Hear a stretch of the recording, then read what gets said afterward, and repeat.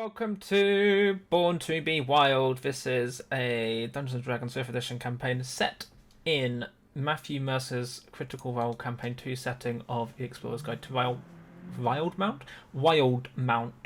There we are. I can use words. My name is DarkInsanities. I play a tiefling sorcerer called Pelaios. I exist on Twitter at DarkInsanities. If you're really bored and want to follow whatever name crap I put out there. Hi, Frici. Hoi. I'm Frici. I play Belanor, an elven druid that is wrongly accused as a pyromaniac, and I don't really tweet anymore actually. But if you really want to follow my Twitter, it's at Frici_TV. You like tweets though? That I do, yeah. Frici reads Twitter. Frici has Twitter in read-only mode. Twitter should offer a read-only mode. Hi, Dave. Hi, I'm Dave. I play Vakhuil, who is basically a soccer ball, but then a dwarf. Am I wrong? No.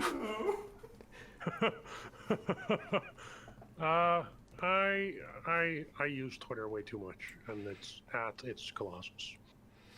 That's all I got. It's Dave. It's taken. Hi, Vixie. Hi, I'm Vixie. I play Lisana, who is our human ranger. I am on Twitter at rsVixieRose. Hi, Rocky. I don't have a command for Rocky. I need to write a command for Rocky. Oh boy, Yes, they you didn't do. make me in for me. Oh boy. Well, hi, I am Rocky. Over on Twitter at TheGMRocky, over on Twitch at GMRocky. I make the maps and the story and the other silly stuff, and apparently the custom items for these ragtag bunch of ragamuffins. That seems fair. So this episode will be up on YouTube on Friday evening at 6 PM UK time. Previous episodes are already on the YouTubes. There is a link which someone might actually beat me to too fast. I was too fast still. I'm faster than all of you. Yay, I feel so special. Not. I beat Frici. I'm taking that as a credit. So, yes, all of the stuff so far. All 13 episodes we've done so far.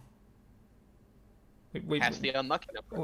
We've done a lot. Yeah, why didn't we all end up dead last year? That's how it should have gone. We didn't play on a Friday. That's why. Don't jinx us. We didn't play on a Friday. That's what it was. That's why we survived. Anyway, yes. So this episode will be up on 6 PM on Friday. All of the links in the character commands that you have seen so far are, if you're in chat, are linking to D&D Beyond character sheets. The overlay you'll see on the side of the stream is also D&D Beyond. And yeah, you can check out his character sheets at like any time. Everything you see on the actual thing is going to be done in Roll20. So for main view, all the maps, all the dice rolls, all of that stuff is done in Roll20. While we're in the game, not on breaks or around the edges or whatever, there are no alerts making noise. There's nothing on screen, and for the most part, we will ignore chat. We will sometimes still type in chat, mostly to tell you that you're wrong about everything. Then we have 3 rules. Number 1, the DM is always right. Number 2, players can try to change the DM's mind. I really can't word today. Players can try to change the DM's mind, but the DM is still always right. And number 3, viewers are not players, and they don't get to argue. Bringing us to Rocky. Bringing me to AS thing transition as we go. Alright, so last we did leave off, we had ourselves a lovely long trek through the marshes in order to try to find the locale of one particular peculiar artifact, which is now in the possession of our paladin. That was a lot of P's all of a sudden, I don't know why.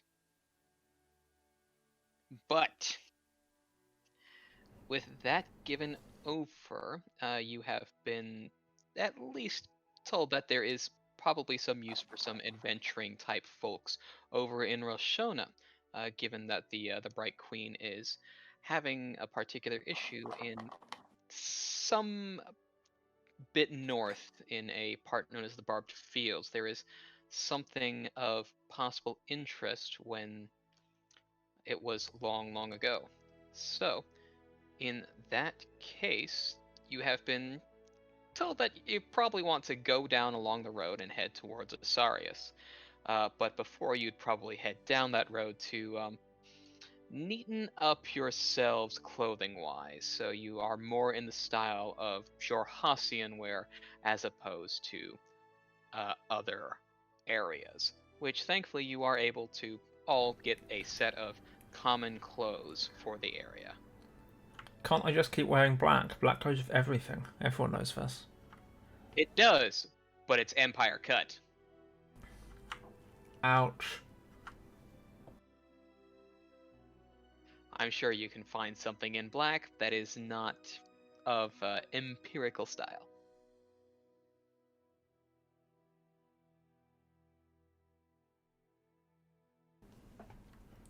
Neat. How much is this costing us all?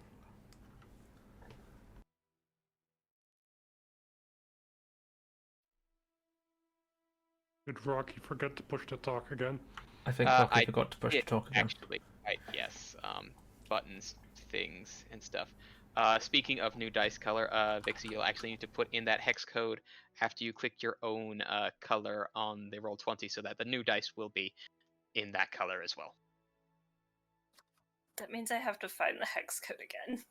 Yes, well, at least you gave it to me, so you just have to find the hex code. I mean, it's only got, like, what, a week of messages going backwards? When you say it showed you a different emote, did it have a parenthesis at the end or something similar? Extra characters? Nope.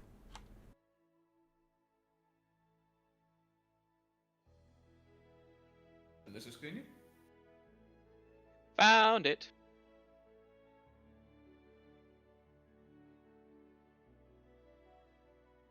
Hex code reposted. Okay, for Vixie. now Yes. where do I put this? Right. Yeah, you click your little next to your name. You should see that blue square.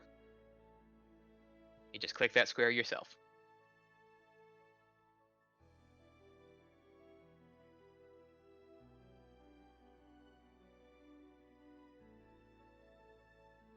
Should open a big old panel. In the bottom left, you should see the hex code. On Roll20 itself, of course. Yeah, that's where I'm at. It's not letting me click on the square. Really? Not allowing you to click on your own little blue square there?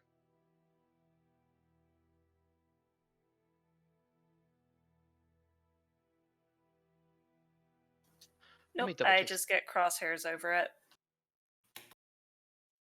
Second, I think I might have something here. Let's see.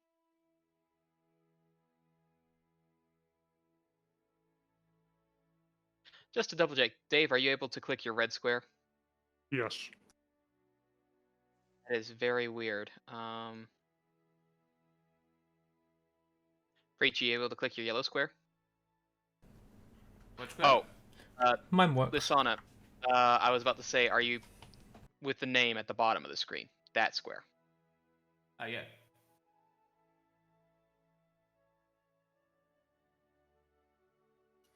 You said click on character. Oh, no, sorry. Name. I don't know what I said. It's been a blank. We got it fixed, though. We're all good. Yes.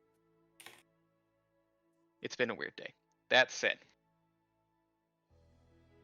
new clothes, new styles, bit more rough, but it's bundled a little bit more, so since a little bit strange in the weird weather that can be within Jorhas. Speaking of, let's get ourselves onto the map.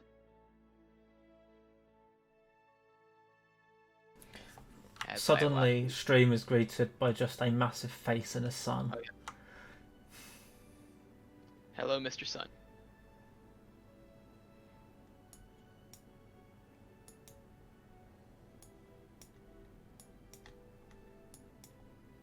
Yep. Also, it's a really long way to Roshona. Just a little bit.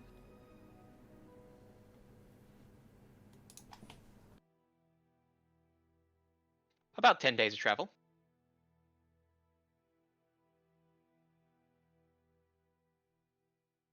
Actually, probably a little That's more. I was going to say, that's I feel only like 10 it's days. way more. It was 10 days from Grimgalier to Blade Garden. Or was that 9 days? Fountain of the Sword something. It was 9 days. Isn't one of the rules we don't argue with the DM?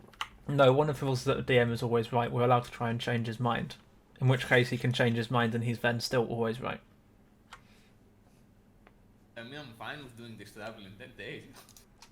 Right? Significantly higher chance of still being alive at the other end. I'm sorry, that was 379 compared to what? Well, no, you're going. I mean, it's 379 in a straight line. Well, just to get to Asarius, it's going to be about 10 days. Going down We're the gonna Honor have Road. to go over a river. Thankfully, there's a bridge. It is a sizable river. But yes, there is a Yeah, bridge. so the map is not really loading for me, so I'm having like trouble seeing details. Just give it a few minutes. It'll do that. Either that or zoom out, zoom in. It's a little bit Yeah, I'm weird, doing that. but we all know that. Nothing is working. Oh boy. Yeah, give it a moment. It is loading a It will big get map. there. We'll get there. Should have probably just started you on this and not even worried about it. Something for the future. But you've got yourselves your horses. Actually, I think because you do have the horses, your travel is a little bit faster. Now, let me double check.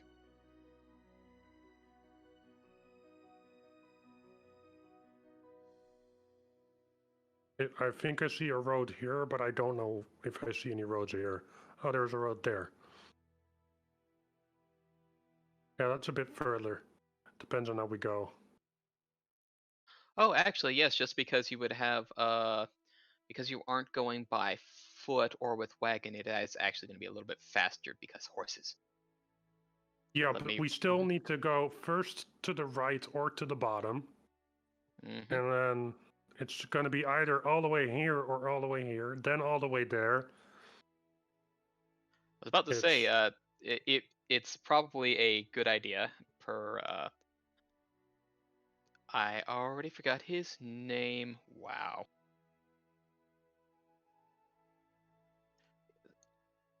Olaman. Erzin says probably your best bet is if you want to sort of get things going and to have an all-right path that is mostly safe, you'll want to take the Honor Walk Road south to Asarius. There you could possibly resupply and probably, have an easier way in order to get through the Hallowed Path. That makes sense. So I do have like one thing to say to the party, and that is I like the idea of going from place to place for legendary items. I do like that. But I'm also running out of money. Perhaps you would be able to find Yes. work in the City of Beasts, as Asarius has been known to be called. We also have stuff we need to sell. That's true. And where better than with commerce, where a nice big old city where things are traded, sold, bought. What do we have to sell except some gems? The gems, which are worth quite a bit. Only the gems, I think. Yeah, okay. How much money do you guys have? Right now. More than you. More than Yeah. Exactly. Like, it's not gonna I help me mean- much. I'm fine with focusing on selling the things and probably making a bit more money. Yeah. Plus, I do have some other stuff that I want to sell. So by horse, now that I've done my recalculations, it'll only be about going by riding horse. It'll be 5 days to Asarius. Okay. Is that at normal pace? That is at normal pace, yes. Okay. because you can get 48 miles a day on a good riding horse. So, given that it's a marsh, you'll probably add an extra couple days because difficult terrain, you know. I mean, can't we? Am I leading us back out? Can't we just go straight here? Yes, but that's still a marsh you're going through in that first little portion. So it'll be- Oh, Yeah. Plus, there's no bridge there. We have to get I out of don't the marsh think. first. Yes, out to the marsh and then onto the road. yeah. So straight here and then that way. Okay.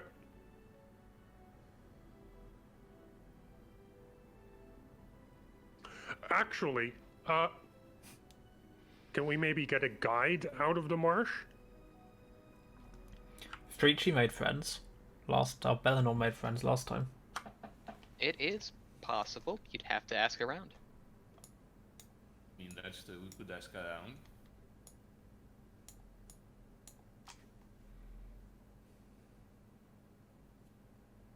I don't feel like it's a good idea for me to go ask around. No, it would either be a good idea for Pelaios to ask around, or I could ask the druid. I mean, you already seem to have made friends last time. Maybe they would be willing to show us the way out. Friends and peaceful acquaintances is not the same thing, but you have a point there.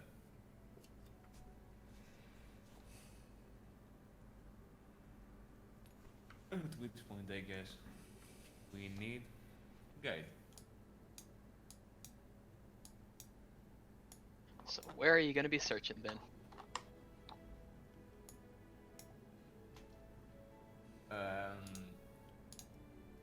What I mean by not friends? I don't even remember his name. What was the lizard for druid's name? Fun fact, I you wrote that actually down. have it in your notes. I wrote it down, Katernak, with 2 A's. Yeah, I have it in my notes as well. So Taking notes helps. It does. It's almost like we have this party Yeah. notes document for a reason.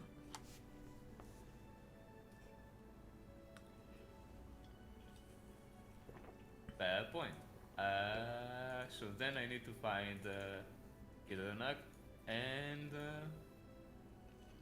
ask him for a guide.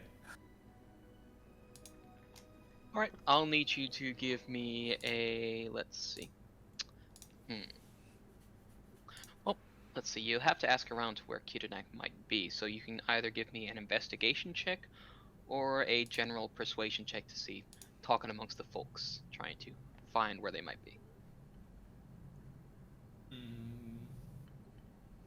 I'll go with investigation.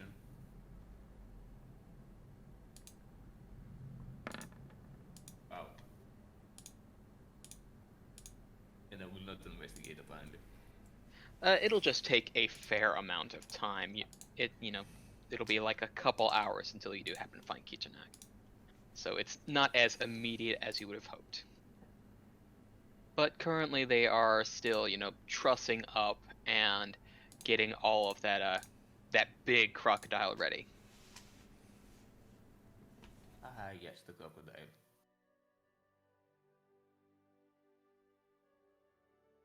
So, Somehow that line, "Ah yes, the crocodile," just sounds like the beginning of a really bad joke.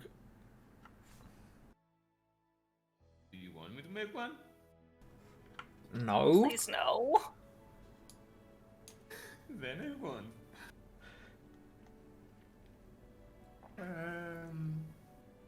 So yes, we had to brave the march the first time, but it might be better to have a guide to find the way towards the Onogo road. Where would we be able to find a guide? Well, since you are just they consider a few things, and considering, just helping a fellow out, just to get out of the marsh, and because for a little bit of discipline on its own accord, is going to send a scout who has just needs a little bit more extra practice, not to mention wasn't quite as good. So just disciplinary guide. Yep, lowest lizard on the totem pole gets assigned to it. That works with us.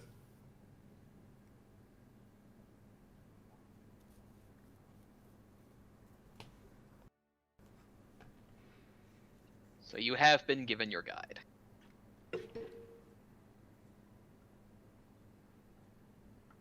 Well, I mean, there's not much here, so let's get going.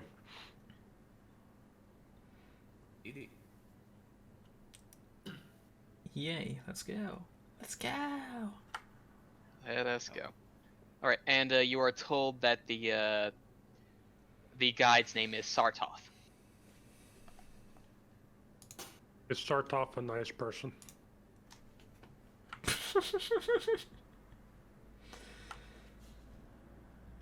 A little bit of a stunted lizard folk.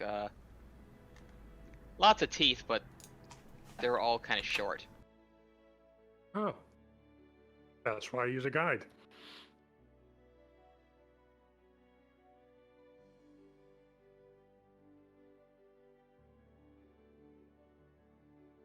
And so Sartoth will be able to take you out of the marsh. Thankfully, it's still basic, but you're not going to get lost, so no need for any checks to get out. So you are able to, within a couple days, get out towards the road.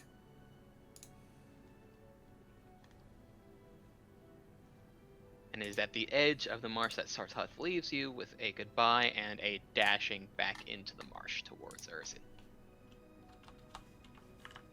How does this area around here, look? Well, it's known as the Waste of Shorehas for a reason.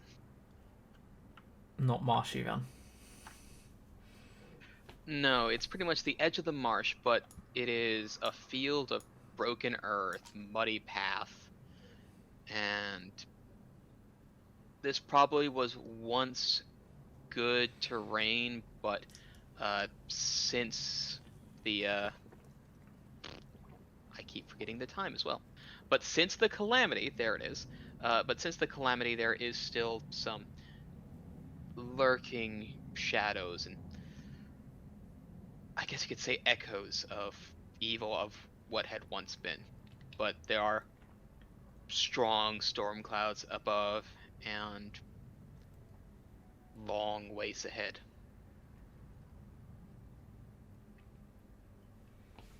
Okay, well, I'm gonna just keep looking around during the whole travel.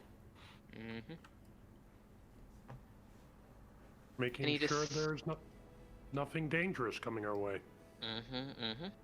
And so you're going to be asking about perception, so that's fine. Anybody else for their duties during travel?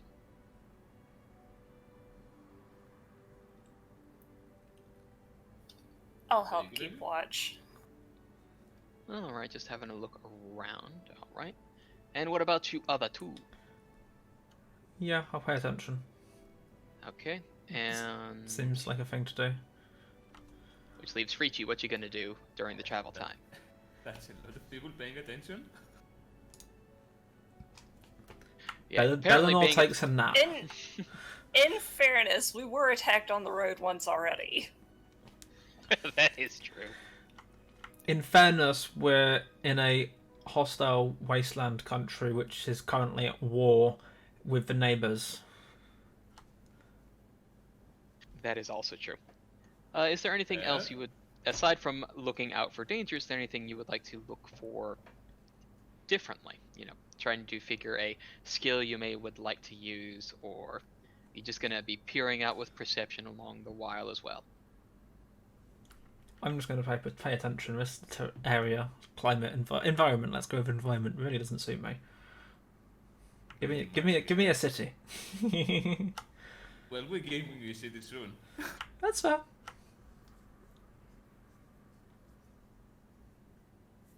I feel like someone needs to make sure we're going the right way. I mean, there's a road that goes south. Yeah, It's hard to miss a road. Sure. Sure. I mean, but, I figure we were probably given basic directions along the lines of don't get lost in a march, turn right when you hit the road at the complete and utter wasteland. I mean, yeah, he left us on the road, and there's a single road going south. We're not getting lost. Mm-hmm. I mean, I can take point. Let's just have those who are doing their perception checks roll those perception checks. Might see an interesting sight or two. Not going to complain about.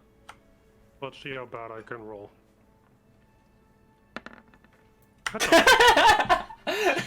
Immediately. That's better. Okay, so am I leading or am I helping keep watch? I think this is a general seeing what everyone else kind of sees on their own way. There is no pass or fail on this. I just have something slightly different for what kind of success you see. Just to point out again, Frici's modifier on perception is bigger than Dave's entire roll. By the way, the numbers that we see for rolls, do the viewers see that? They see the dice. They don't have the sidebar. I put the sidebar on during combat. I don't put it on during... I feel like we should then say what our rolls are. That's probably fair. I rolled 18, 17 plus 1. Dave rolled a 4, which is 4 plus sweet fuck all. Frici Belanor rolled something plus 6 for 21. And Lisana rolled 11. No, 6 plus 5 for 11. Math. Gotta love it. Shiny math rolled rocks. 15, which plus 6 makes 21. That was hard maths, though. I skipped that one. It was hard maths. Frici's our math expert, confirmed. So going from lowest to highest here. Dave, what you happen to see sort of along the way is just wastes, dead trees, broken earth, little hillocks and mountains. It is a desolate area. Did I see a bird? You think you saw a groundhog at one point. You weren't sure. Kind of darted back out of your vision. Okay. So you were looking at the ground, not in the air. Yes. At least you can see your horse. I'm sure it was very pretty ground.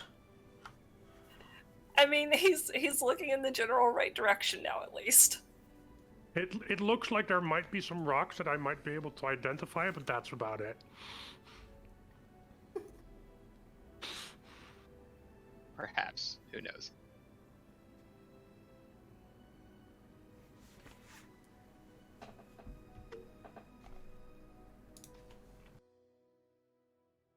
Going up to an 11. A bit more aware of the general surroundings, you do happen to see that there is some animal life, but they all seem a little twisted or adapted to an environment that they probably were not used to before. Things are looking thin in one area, a little thicker in others, trying to get around particular wasteland. Colored slightly differently in order to blend in with the environment, or a slightly different feature that is better for defending itself out in the open.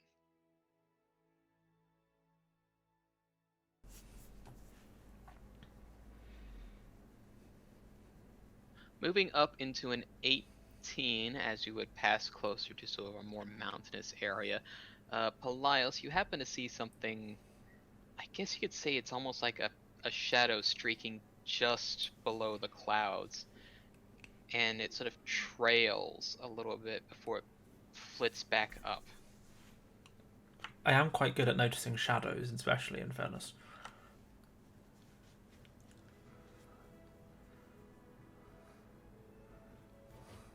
And as you would travel down along the way, at least getting a little bit closer to the Broken Vale Marsh on a longer bit of a journey, Belanor, you happen to see a very peculiar looking animal. It's it looks like a panther, except its tail is stubby. It has eyes like a goat, and some tusks that curl back like a boar. That's pretty.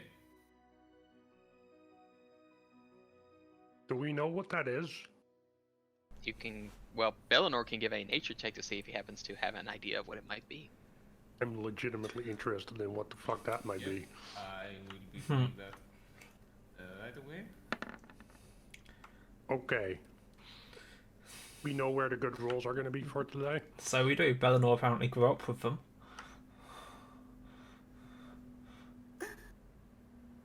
Which is a Having- 23, by the way. Having heard of these things before, probably from various tales, for those who have gotten into Xhorhas or seen a little bit into Xhorhas, you know this creature is called a moor bounder. It is a relatively large beast, and after sort of taking a moment to look at it, you understand it a little better. And you feel that it would be possible to change into one if you wished as well. Putting a link into Welp. both the Discord and the chat to see what it looks like.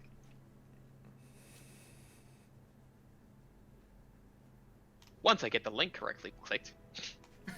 That helps, yeah.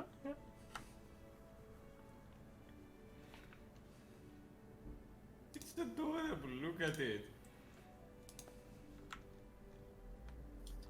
It's mildly horrifying, actually. Last thing anyone expected to hear from Vixie. And now you can turn into it. I can, yes. Wild shape into it and just be sitting there in front of Lisana when she Ooh, wakes up one morning. Actually, hold up. You don't have the CR1 yet, do you? But you feel like you probably could turn into it once you have the capability to. I keep forgetting you're not Circle of the Moon, so you've got a bit of time before then. Oh yes, I need about 2 levels. I think. Given how Wild Shape works, level 8 is when that happens. Couldn't So follow a this. few levels. I'm 4, not 6.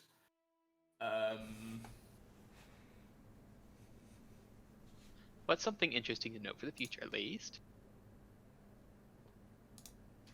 And goat eyes, not creepy eyes. Well, They're goats have the creepy. Cute. goats have a a horizontal pupil. It allows them to sort of see in a larger range of vision around them. They're still creepy. It's the eyes, isn't it? It's the eyes. It's definitely the eyes. I see nothing wrong with those eyes. Do Adapted to I its know- environment in a certain fashion. Do I know That the state said, of the animal? Whether it's hurt or anything? oh, it's definitely looking quite healthy. It just happened to look at your direction and seeing, 4 large horses and 4 other creatures astride them, is thinking twice about having a meal.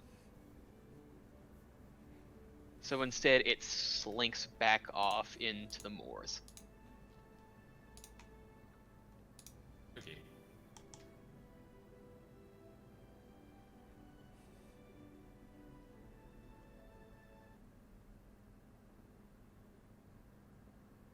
Any other little bits, as we are probably just a tiny bit, a little bit too far here. As you are just getting towards the bridge to the Ifenlawn River. Any discussion amongst the party, or things to be discussed? Enjoy the roleplay. What's going on in your heads as you are traveling down in this strange new place? I've got to be honest, In the very weird first new thing clothes. which came into my head was to ask, does anyone have an issue crossing running water? Not that I'm asking that, it's just the first thing that came into my head. Which is weird. It is? The question is, can I swim?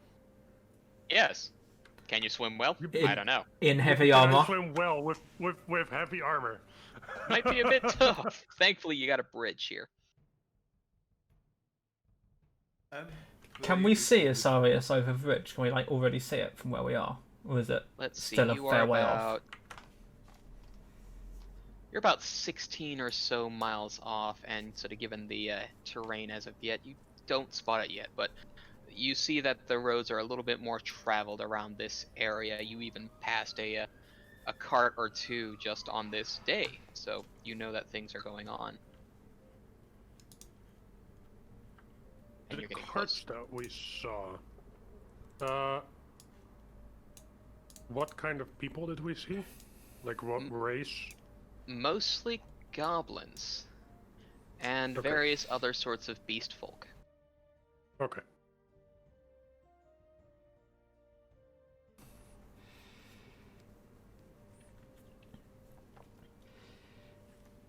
So, what do we know about this place? That's what I asked the party, by the way.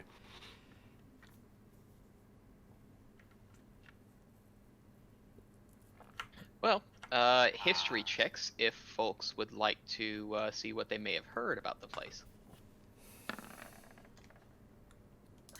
Fail. I think that was a double click. It was a double click.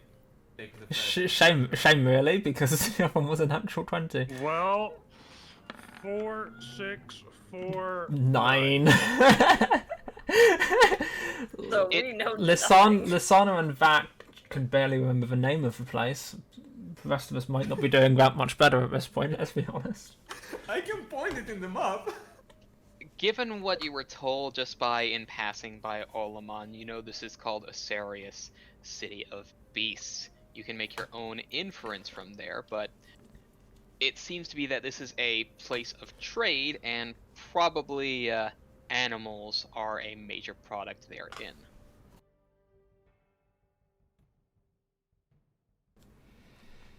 Does everyone know that, or just Pelaios?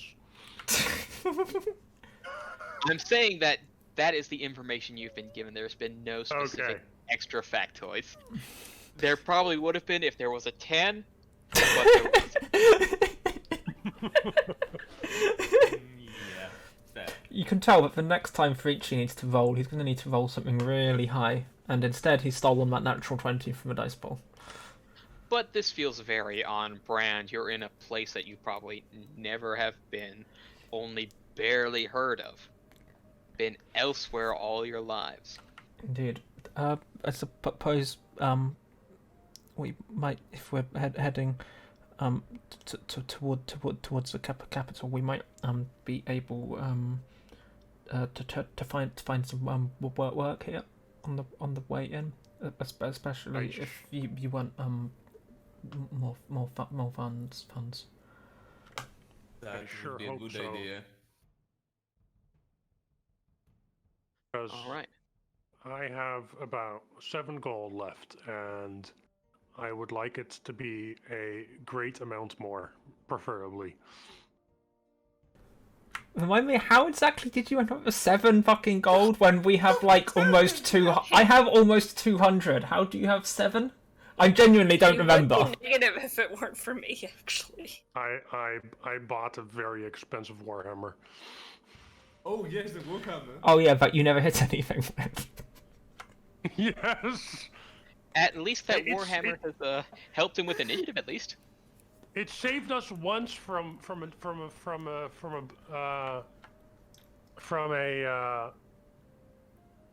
Bad guys. a trap, I think.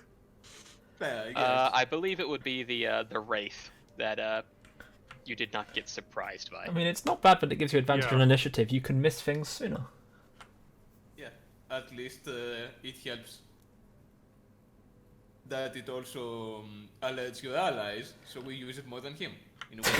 Yeah, there you go. Party buff slot. Gotta love it. Right?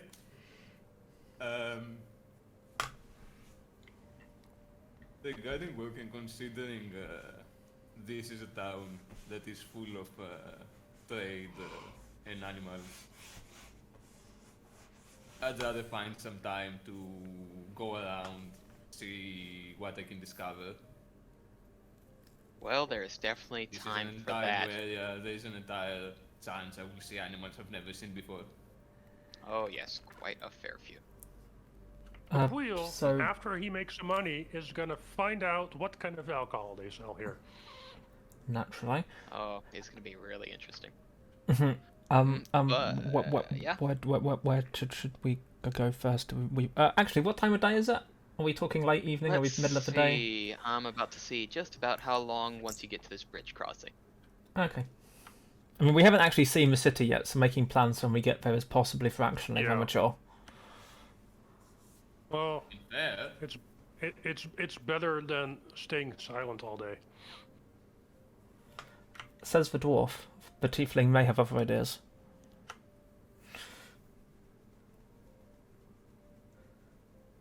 It's better than me talking to the people in the city. Everything's better than that. Okay. Tra-la-la-la-la. there's also that, yes. Alright, so it's probably about mid-afternoon by the time you do get to this bridge. So you will likely be seeing this city by around sunset.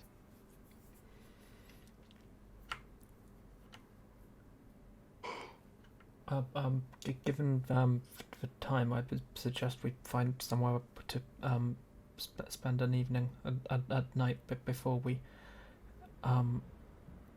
go in search of potential funding. I agree. Probably a very Preferably good idea. some place that's kind of cheap. That, I guess that works.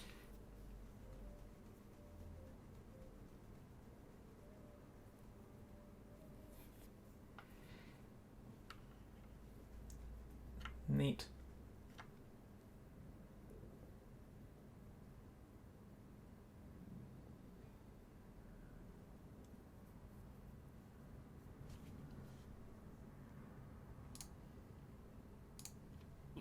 Rocky, Images. did you forget the key again? No, I was copy pasting things. Pretty picture. Pretty pictures. Look, it's a pretty animal again. Welcome to Asarius. As you do happen to get yourself towards Asarius, there is encircling a huge cracked hillside this entire culture of sprawled and bustling huts, homesteads, fortifications, markets, tents. It is a large establishment. And you see goblins mostly, but every once in a while you see the furred mane, spots, and the laugh of gnolls going around with others, and every once in a while you'll see maybe another race here and there, a few dark elves every once in a while, but mostly goblins, goblinoids, hobgoblins, bugbears.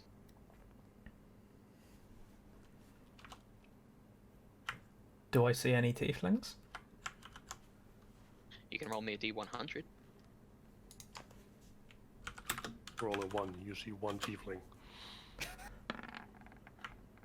I'll take a 96. Thanks for that. Among this crowd, you do not happen to see any tieflings, at least coming through the edge. Let me guess, I needed a 97. There was a certain number or below I was looking for. You didn't hit that number. Well, Certain number or below. yeah, I rolled Because as far it's away as I easier could to have done. calculate. Okay, that's fair. Because I see the percentile of the possibility, and if you hit that number or below, then yeah, it's in that percentile, as opposed to taking that number, taking it to 100, subtracting it from 100. Too many steps. You should have got Frici to do it. We've established who's the maths guru here. I prefer my quick maths, thank you.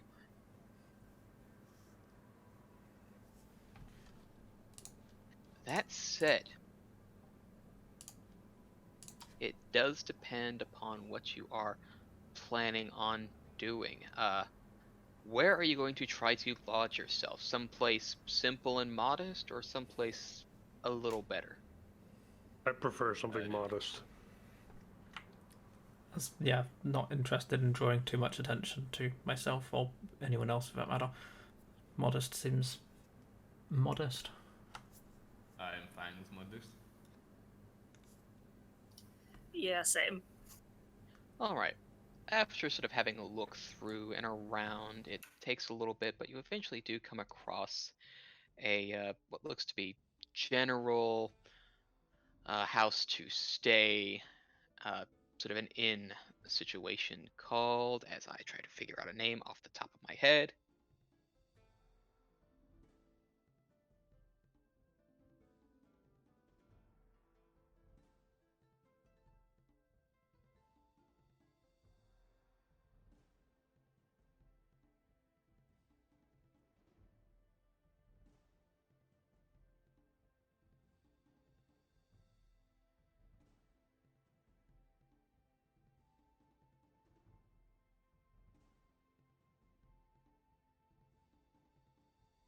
Alright, a nice little locale called the Clay Slab. Simple, easy. Just kind of a simple mud building, but it is doing pretty easy. And the sign is quite simple. It's just a blank clay slab.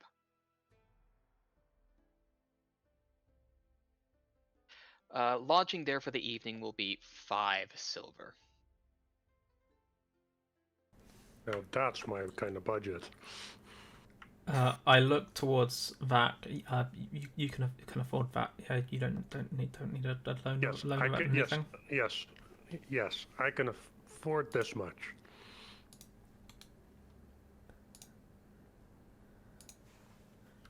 $5 silver. Remove. Does that include ale? It does not. That is just for lodging. If you want to figure out meals, that is entirely different.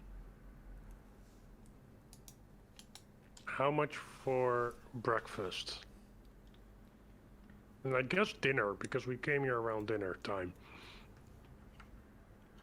For the basic fare at this particular location, it is 3 for to get dinner and breakfast the next day. But is it good food? Okay. It's Do I see people eating, and what are they eating? it is modest food. Basic, dried meats, simple breads, simple cheeses. It's food, basically. It's food. Okay, I'm gonna wait until I actually have more money before I start thinking about actually getting cooked food.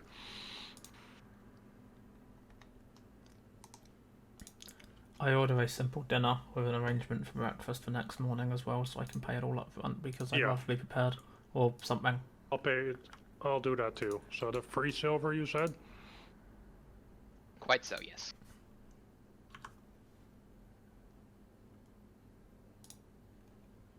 Can I order an extra portion for my dragon? You can for, let's see. What are you looking, just to get a chunk of meat? A chunk of meat, yeah. Yeah, for another 3 silver, you can just get like a good hunking of meat. Okay.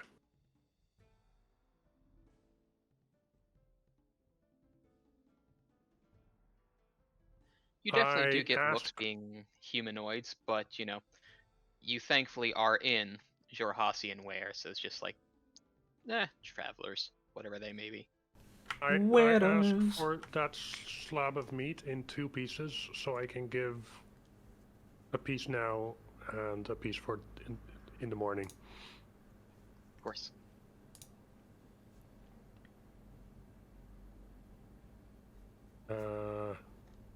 So, we have interesting company around here. Well, a fair amount of it is sometimes shorter than you, because goblins.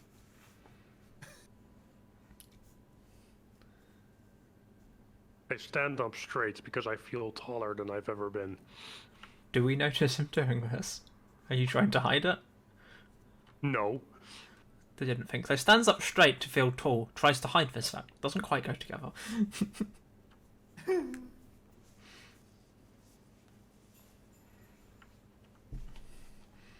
I mean, you'd probably see me do it. Like, I'm not, like, stealthy. Yeah, roll a stealth check for flexing. I'm not sure that's how it goes.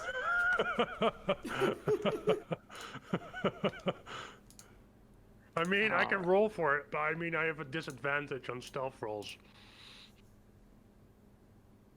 And a -1.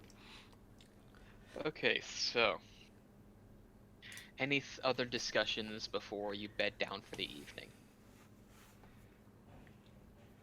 I don't think Just, so. well, what kind of work do we think we should be looking for? Well, Because we could go for official business. We could do errands for local businesses. Like, what are we thinking about doing?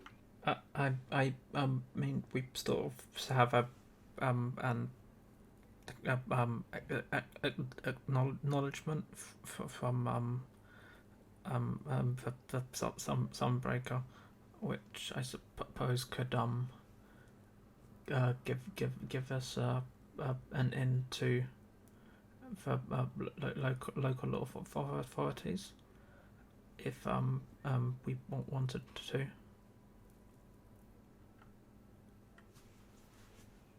I'm okay with that. It's not a bad idea to have some kind of reputation on this side of the border. Probably the good kind would be helpful. Yeah. Yeah, some kind of reputation. Wanted criminals? No, maybe not. perhaps not, no. Thankfully not at this current point, but you definitely saw that there was at least a lot of things going on. Probably most things were closing at this point in time, but you could probably see there's probably various odd jobs you could perform within a day. Definitely a fair bit of shopping you can do. Well, some of us can do. I mean, Well, I'm some, not yeah. gonna do any shopping. I mean, there is also, you could sell those gems as well in order to be able to have some funds for shopping. Yeah, but then I still can't really do any shopping because everything is expensive. Well, that's magic items. If you're looking for other stuff that's not magical. I'm not looking for anything that's not magical right now. That sounds like a you problem, Dave. That's not Rocky's. It's not Rocky's fault that you're not looking for what he's selling. Is this the best place to sell those gemstones? It seems to be that they would probably accept that currency, and you would be able to get some currency for them. Yes. Would we be selling or is our impression, I suppose, would we be selling them at a loss or at least breaking? I say breaking even, given our investment to get them was 0. But would we be breaking even on their approximate value, or would we be taking a loss on that? You would not be taking any loss because of the amount of trade that comes through here. There are various currencies that are accepted, and exchanging money is relatively easy as long as you find a store that you probably also want to buy from. Ah, well, fair. Does there happen to be a pet shop here? Welcome to the city of beasts, Lisana. There are beasts abound. Just because it's a city of beasts does not mean they sell pet quality animals. They've all sold out. There are various areas where you It's possible have that they seen... only sell working animals. It does seem to be that there were some companionable animals around as well. Things from the general environment that are getting use as companions or food. Or food.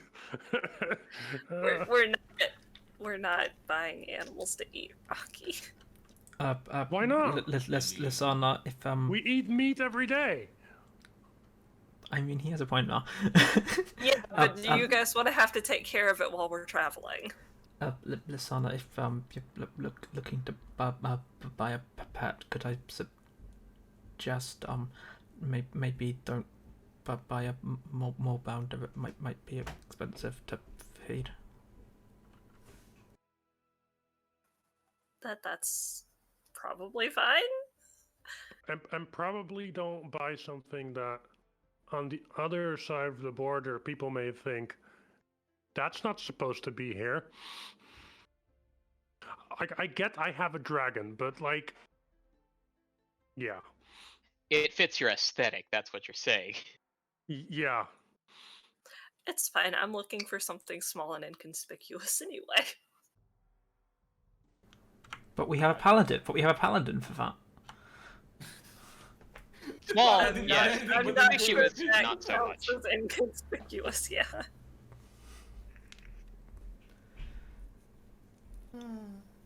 But there would be enough time to be able to look for what one may be looking for in the morning, which we can skip to the next day. Where's everybody going? First, I'm looking for coffee. Breakfast, coffee, stuff. Coffee, bit more Breakfast difficult. makes sense, yes. If coffee looks difficult, Pelaios will just take a water instead. He's not going to go trawling for coffee. He's not an alcohol. He's not. Let me just happen to see caffeine-aholic. what the commerce is like. Basic supplies, quality arms, some rare goods. Okay, Vixie, you need to give me a D100 roll. Let's see if you can find coffee. Coffee counts as a rare magical item, yes. I think it's more that coffee counts as a thing that humanoids drink. It is. That is a good low roll right there, actually. So you would actually be able to find, oddly, a brand of coffee that you don't quite have seen as of yet. Something from a little bit lower in, what's the word? Something a little bit more southward.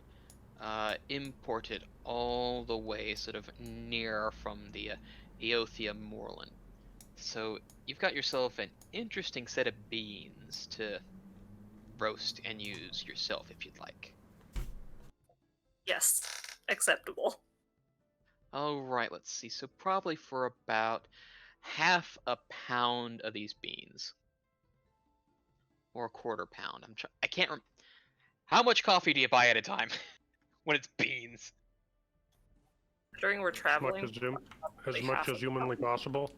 I mean, yeah, I buy somewhere between 90 and 120 cans of Coke at a time. Does that help? 1 second, I have to go look up how much you buy in coffee. Amount. Time for weird stuff.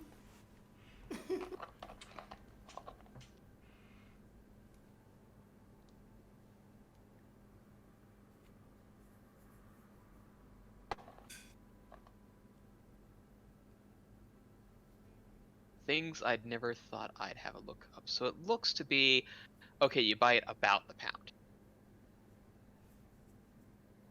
Makes it easy for me. So, it is about 15 gold for a pound of these, for these beans. okay. And you can put them as Eothia beans. Iothia.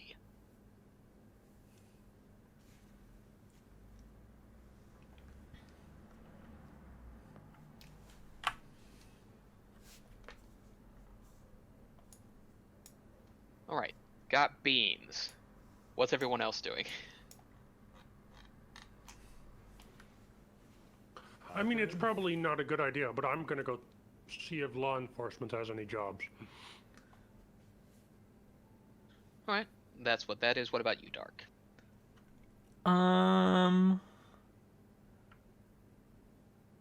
Pelaios will follow the dwarf as accompaniment words, whatever. And what Damage about the control. Frici? Belanor will be going around the city to see what he can find, and especially what new animals he can see and learn about. Oh, the various beasts. Okay, well, let's see. Frici's at the part of the game already where he's literally just trying to fill out the lore journal for the bestiary. No, he's trying to find more things to transform into. Oh yeah, I know.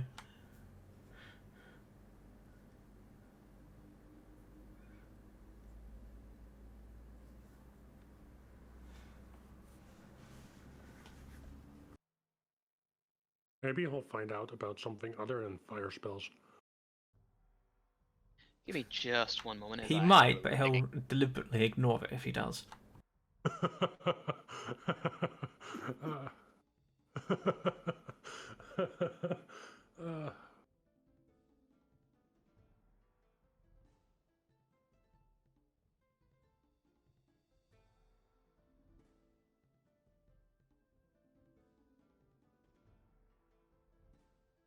Realize that this might be the first and only time that Pelaios and Vakhuil are alone. Now the question is whether both of them come back alive or just Vakhuil. There was one option now I didn't bother listing.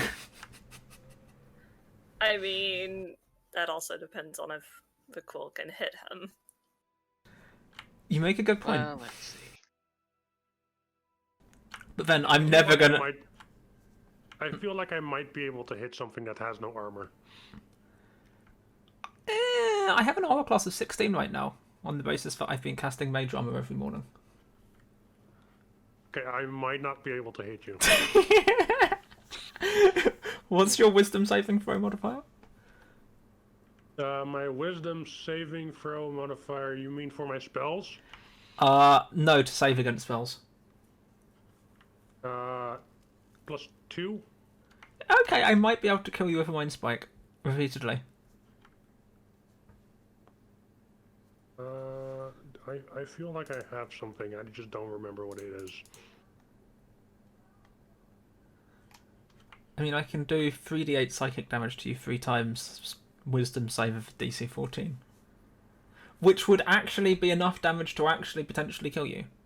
Well, unconscious you anyway.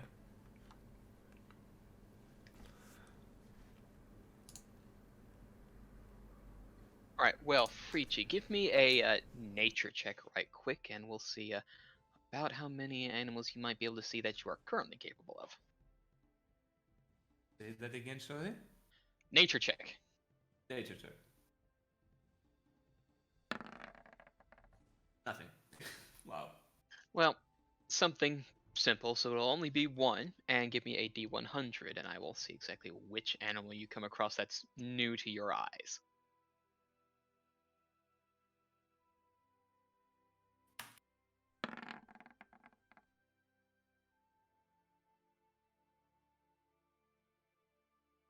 $15.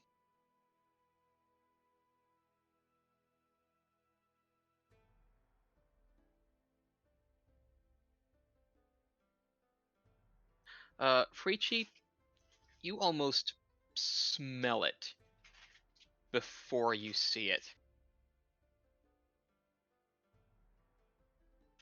And it looks to be some form of cow, but it just has this smell about it that makes you want to gag. It is just emitting this foul, noxious odor that you can't get too close, else you feel like you might be sick. Speaking of which, give me a Constitution saving throw. Whoa. It's great. Oh, That's no. what a roll of 4 gets you. You retch for a little while, and the goblin tending to this beast, who happens to have a fairly comically oversized clothespin over its nose. Ah! First I've seen a stench cow, eh? Wow. Wow. Yes. Yeah, no, you just gotta almost hold your breath here. Pretty good meat once you get it washed out. But, definitely keeps to itself, really. At least you don't have to worry about something trying to pick it off, it just wants to hook itself instead. That works. So yes, Frici, you now have a stench cow available to shift into. So a little meta question here. That's stench, yeah? Yeah. Is I'm just wondering, is that like a passive block on the sheet? Like as soon as you turn into it, everything just smells? Creature that starts its turn within 5 feet of the stench cow must make a Constitution saving throw or be poisoned until the start of the creature's next turn. It's so good. Lol. I love that. That's so good. Big stinky cow. That is amazing. It's mostly due to its hide, which just reeks and rots of all sorts of dank smell because of it. Okay. Cool. That's what I wanted to know. Yeah, so now Belanor can become a big stinky cow. Like that sounds like ridiculous, but there's like some actual like there's like there's actual like strategic reason to do that. Yeah. Definitely. Like if you get ganged up upon, what do you do? Turn into a stench cow.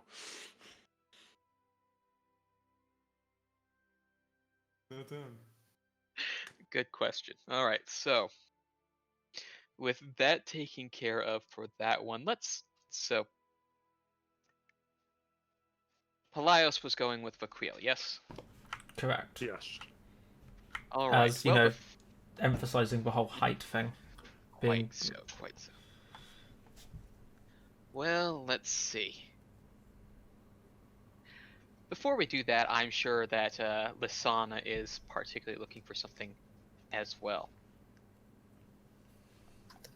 I mean, I'm headed to the nearest pet shop. The nearest or the best? If I don't find what I'm looking for, I'm going to continue looking through the city. So, Of course. starting with the closest. Right. Well, let's see. Let's have a. So, are you asking around to find this pet shop, or are you just looking around on your own? Asking around. All right. That will be a persuasion check, if you please.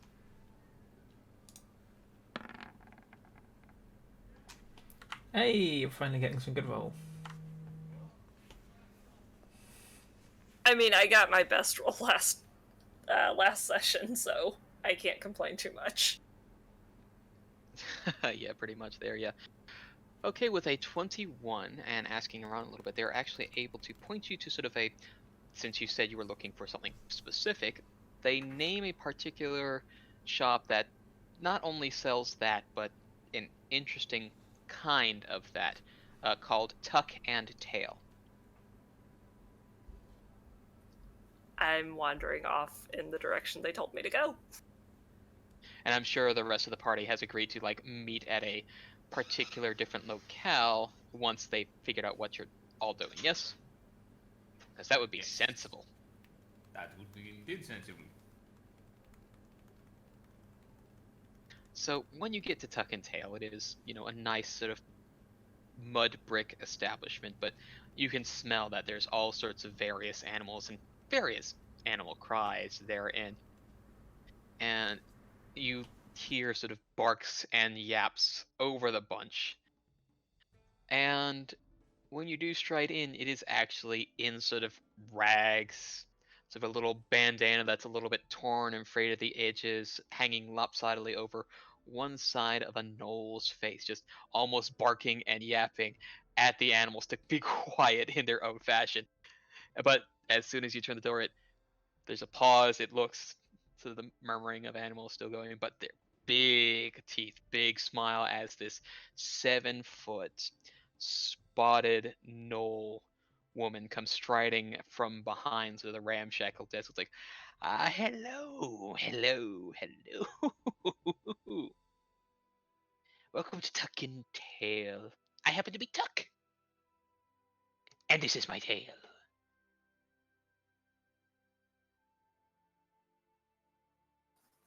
I'm sort of taking everything in, and then I look over at her and say, "Hi, I'm Lisana. I'm looking for something very fluffy and semi-inconspicuous. Can you help? Fluffy, inconspicuous. One moment. Blink dog. No. We said inconspicuous. No, it has to be able to stay with me, not randomly disappear.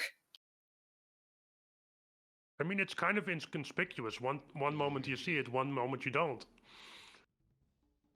Here at Tuck and Tail, we have some very interesting procurements and stock that comes from a little bit further up north. You're looking for inconspicuous and fluffy. How fluffy are we talking about?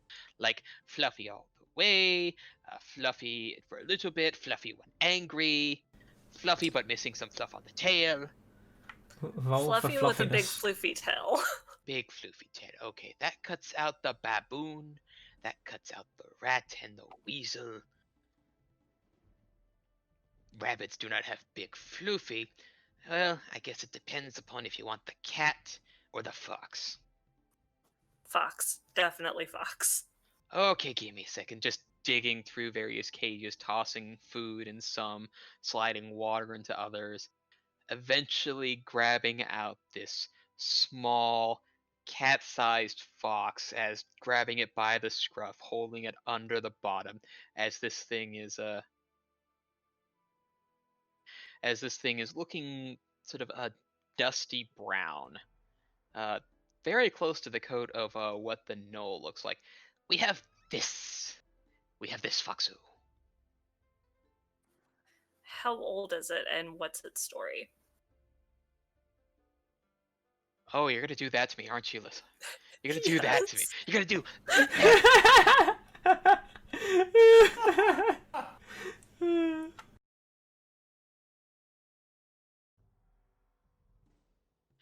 Okay, time to look up the average lifespan of a fox. Did you say something mean to Vixie at some point? Is this revenge or something? No.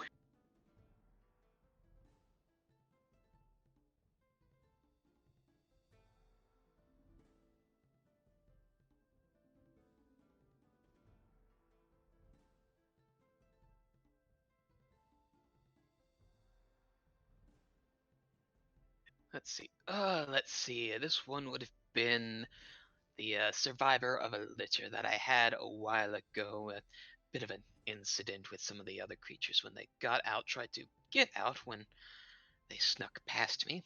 So surviving of the litter, this one's probably nearly an adult in itself. It's only about maybe 5 months, just still barely a kit-ish. But in that sort of last little bit. Roll me a D100. Let's see the coin flip.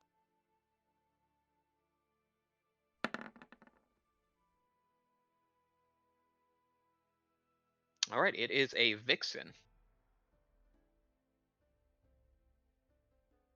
Female, and interesting little fun thing here.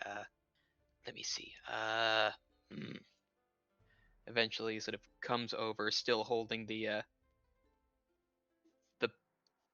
this sort of barely adult fox. Sort of moves over, puts it onto sort of the desk, which is sort of a slightly lower brown. Sort of tucks it close to one of the corners. Let's go a little bit from the scruff till it's just like a barest couple fingers. You see that the coat of the fox begins to slowly move from that sort of lighter tan to sort of the darker browns of the wood below it, just very, very slowly right at the edges. It's chimeric. Very inconspicuous. Okay, I'm interested. Can I see if it gets along with me or not? Oh sure, go right on ahead. Give me an animal handling check.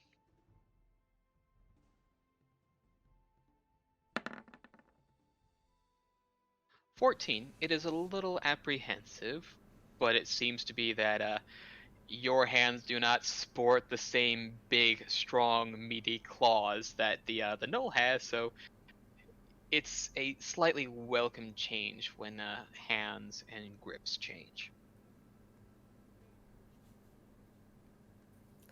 How much? Last of the litter. It will take some time before I get to the next set. Let's see. Probably, and because it's more cosmetic just due to that, I would say that this little creature is about 50 gold.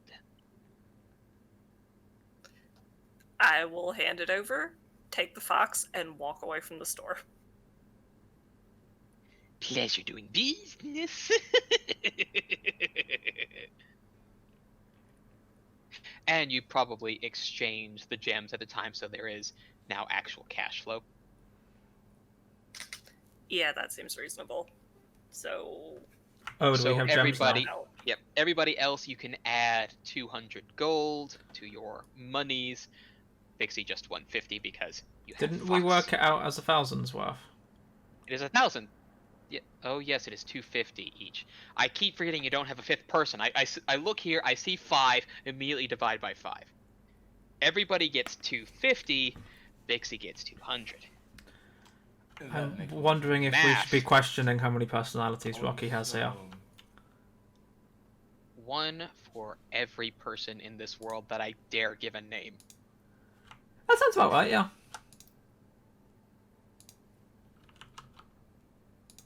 But let's see. After we have that, so Vixie, you can add in your extras to your sheet a chimeric fox. To which I will see and guide you through how that actually works.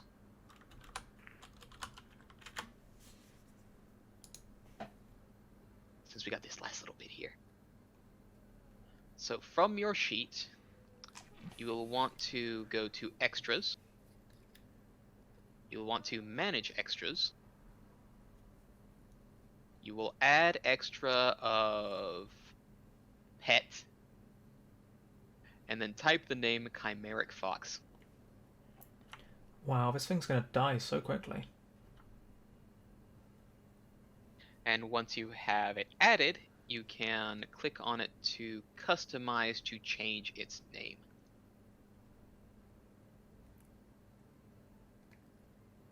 Let me know when you're done with that so I can see the change, unless you just want me to do that all myself. I've added it on D&D Beyond. Now I have to figure out where that's all at on Roll20. Well, I'll have a little token thing for you later. Have you customized the name as of yet? Because you will click under No, Pet, not yet. you click on Chimeric Fox, you click Customize, and you can change the name.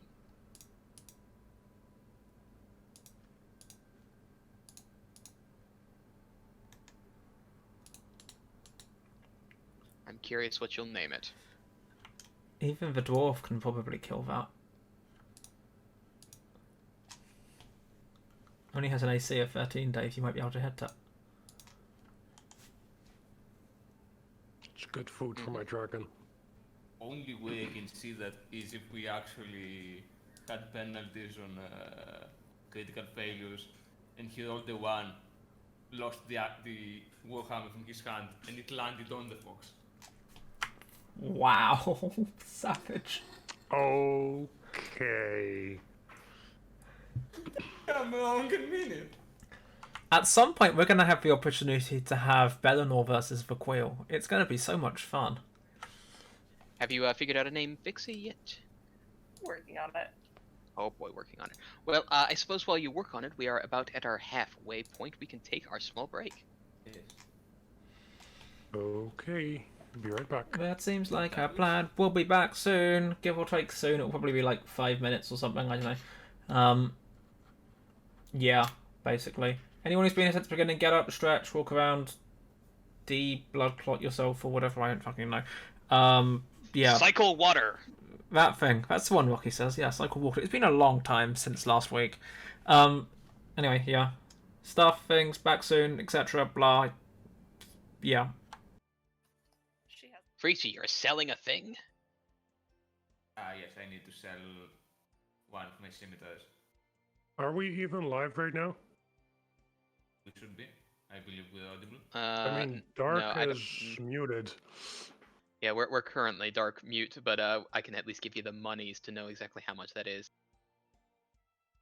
Would Vak be able to sell it for more? What now?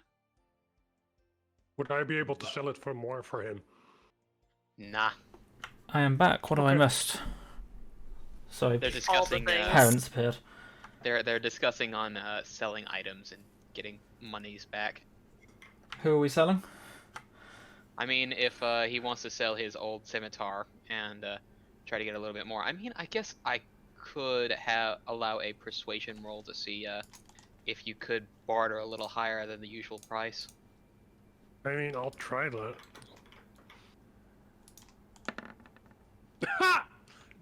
On the money. That's a 5. You can sell your old scimitar for 12 gold, 5 silver.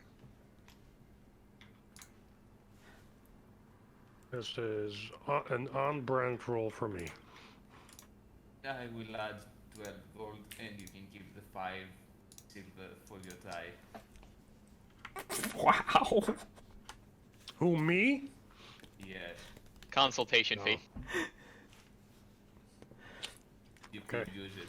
It's like throwing Hey, penny. it's It's good. throwing pennies to the starving. Hey, that's another night at the inn. Can't sneeze True. at that. I mean, I gave you a 0. If you rolled a 20. I probably would have gotten a little bit more, but you know, Right? always a chance. But that is just a +2 modifier. With no proficiency in it. In any case, I think we're about all back. We have indeed all Yes, returned. A bottle back and a bottle ready. Okay, so we still have our looking for work by one Vakhuil and Pelaios. Yes. So are you going to negotiate that around by investigating and having a look, or through persuasion and first- talking around town? First, I want to see if there's maybe a bounty board in town. You can definitely have a look. Just one of those official boards where they post jobs. Here's stuff we need doing. We don't want to actually have to talk to you unless you're actually willing to do it. So take a look first and stop bothering us.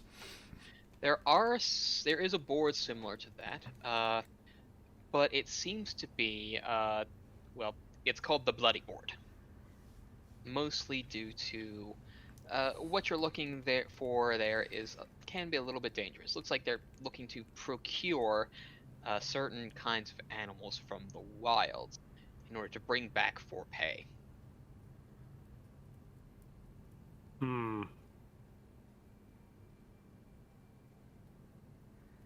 And then, of course, there are other services, at least near the Bloody Board, just for a general board of jobs.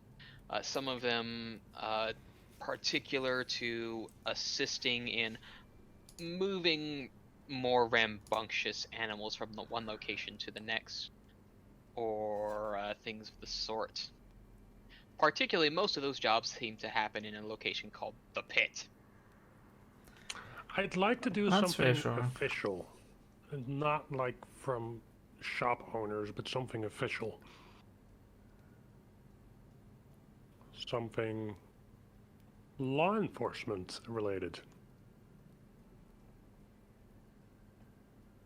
Or government related. Something for us to build a little bit of a reputation with the local governments in this side of the border. Alright, well, let's see. It does appear, at least from what you can tell.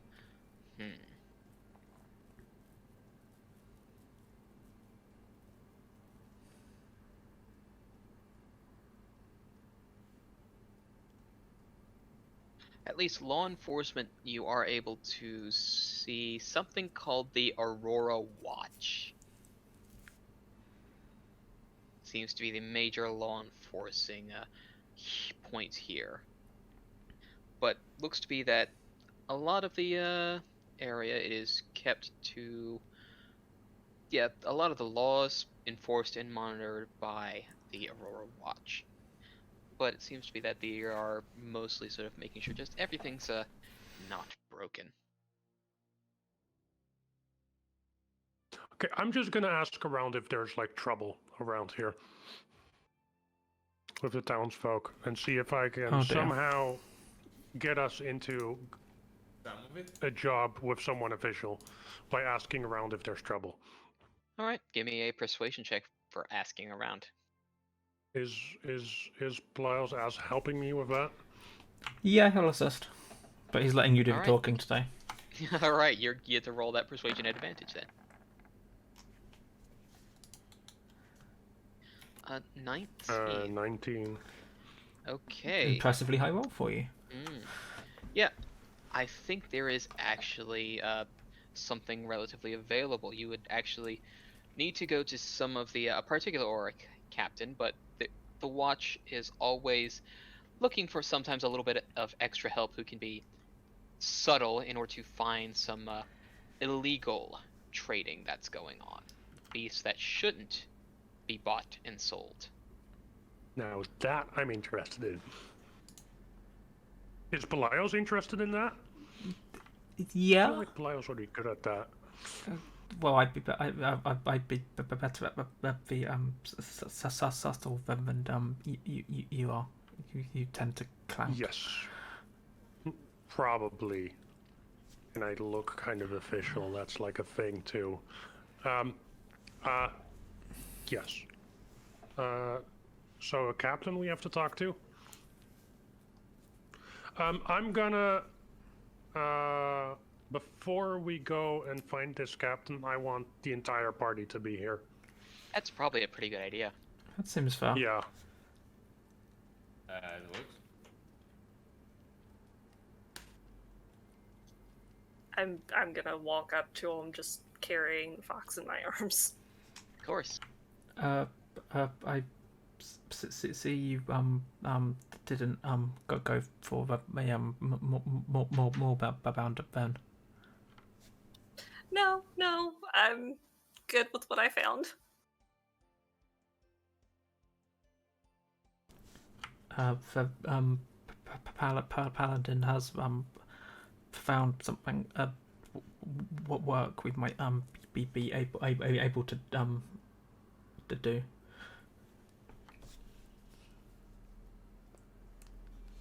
Yes. Something that might get us a bit of a reputation on this side of the border. Of the good kind. The right reputation. Assuming we don't fuck it up. We don't know exactly what yet, but basically we're trying to stop something that's illegal.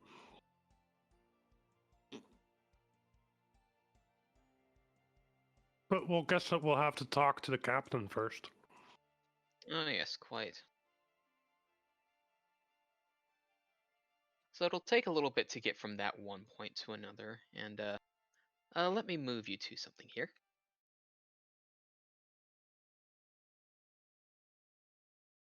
As if you had prepared it for us. Here's one he literally made earlier.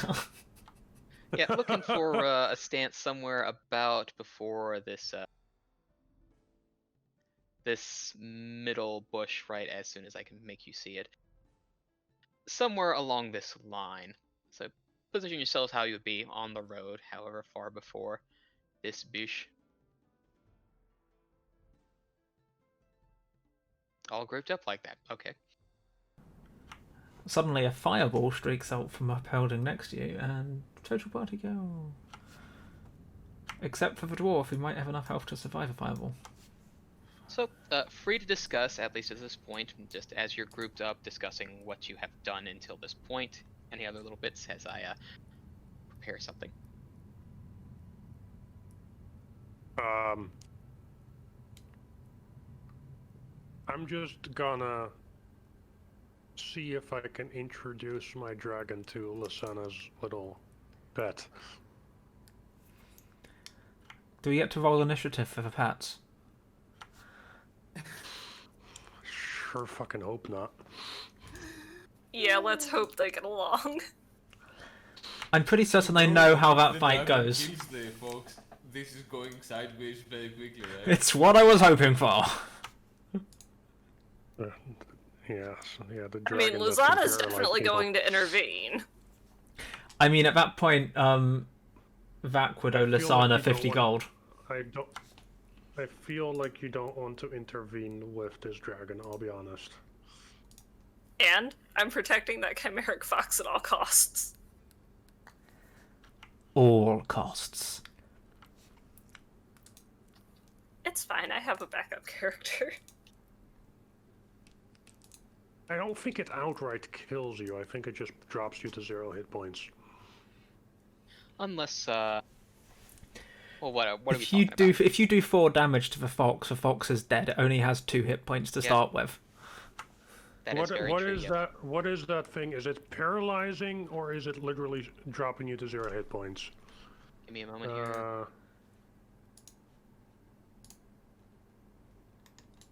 There it is. I love how it's well established this isn't what's happening, and yet we're still working it out anyway. Oh yeah, it is. It is literally 0 hit points. Oh, that's okay.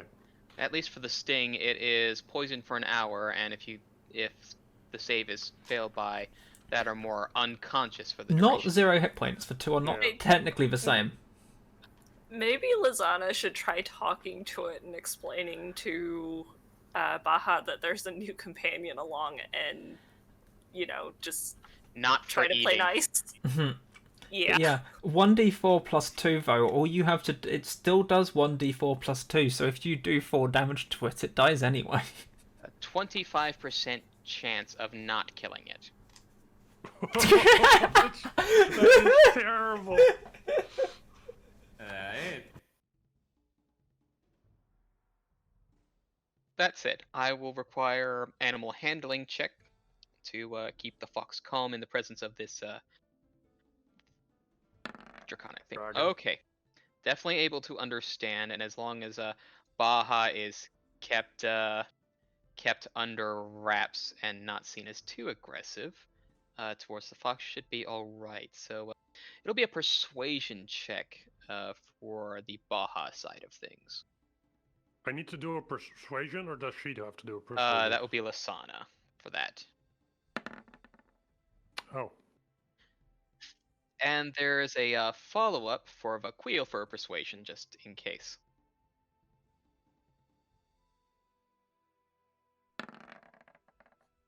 So it's after a little bit of a stern talking as it tried to approach a little too aggressively, Baha will instead be nice. I mean, and sort of- in fairness, Baha's had Lisana's attention this whole time, and now suddenly, new critter. Yeah, no. Usurper! Usurper!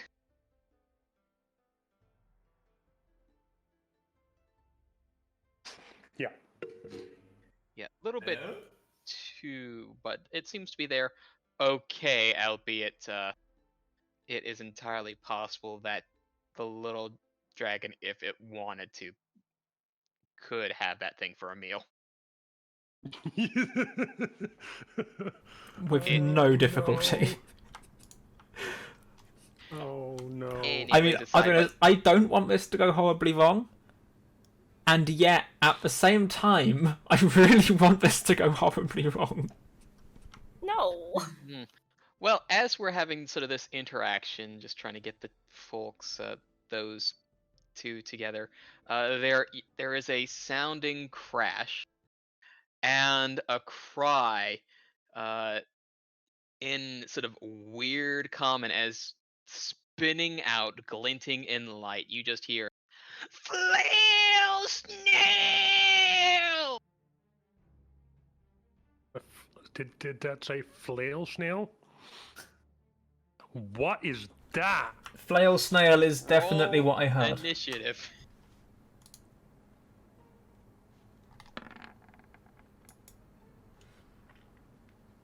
Oh. Damn. Okay, you need to fix that.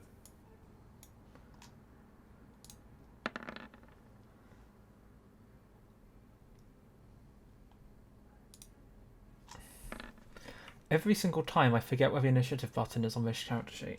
Without fail. Right. So that's a 7 for Lisana, 10 for Belanor, 12 for Vakhuil, and 16 for Pelaios. Oh, good. Can I just point out that that looks like a fish in the turn order sheet? That was a -3. Oh, that was a -3 on its initiative roll. So, I need to point out here that me and Pelaios technically rolled the same thing, just our modifiers are different. Well, too bad. Modifiers change things. I think that might be why they're called modifiers. Just as a Yeah. just putting it out there. I'm just saying, I'm rolling higher than usual.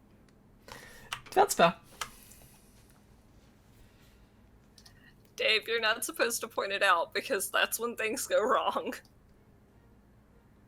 No, but I have to keep it balanced. I roll good twice, and then I roll bad for the rest of the duration.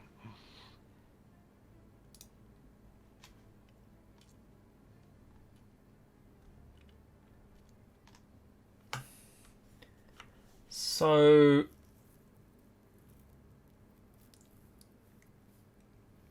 what do I actually see that's happening? You Other than a see- multicolored poop with a couple of eyeballs at the front, which is what it looks like. I'm not. Well, You, not quite. Let me get you the FLAIL snail picture. I'm not. Okay. But this thing is spinning around rapidly like a disco ball. Oh, good. Yes, that's what it looks like. Why am I picturing the crab from Moana now? What? I don't know. I have so many questions. The first being, of every monster in the entirety of the Monster Manual and every expansion, how the fuck did someone come up with this? Imagination. Like, everything in those books makes a certain amount of sense, somewhere, somehow. Let me Until now. posit this one thing to you. Have you looked at medieval bestiaries? Apparently not enough.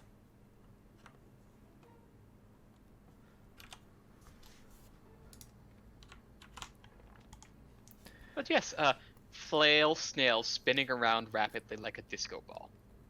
So it's just basically It's, in one space for spinning around, or was it Was it seems to actively be moving towards us? going down the road, flailing in a spinning disc. Something is weird about this particular snail. More weird than the fact that it's multicolored and It's great. looks like it dropped straight out of a far breakdancing. realm. All it's doing is breakdancing. It's fine. Right.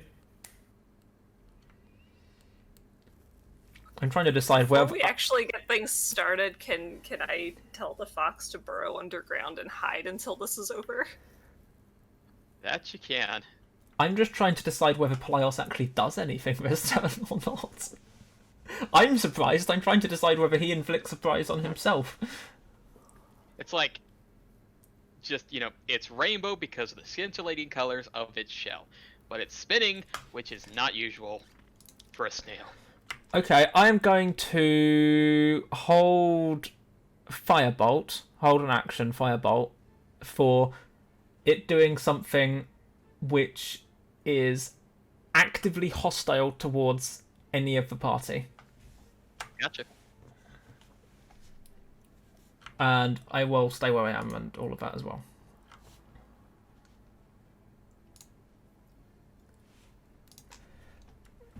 I'm just like, what?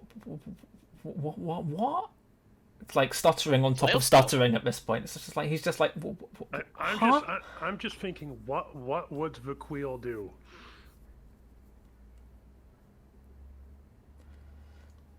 Because I'm probably just as confused. Mm-hmm.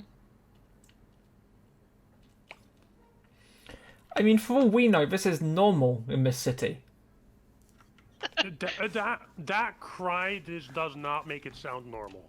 Yeah, that guy does not make it sound normal at all. So I am like gonna get in front of the party.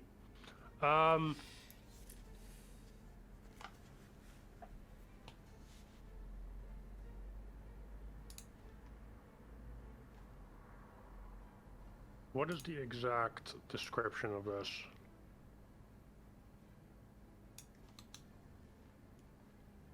Just imagining what all of you look like just upon the cry. Flail, snail! If it doesn't understand your language, well, that's unfortunate.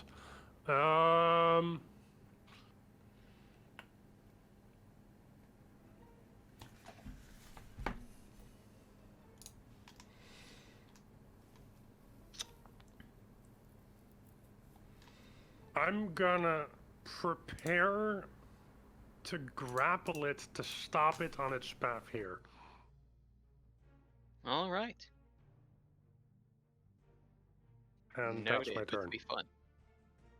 I can't Eleanor, help it's your but turn. feel that's going to backfire somehow, trying to grapple that, but... Same, honestly. Don't get me wrong, I want you to do it. I'd rather you do it than me. I want you to do it, because it would be funny as hell, but, yeah. Fair. I actually wanna try to talk to it.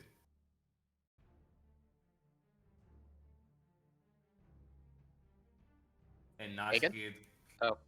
I Uh, wanna. How are you Okay. doing that? How exactly are you doing that?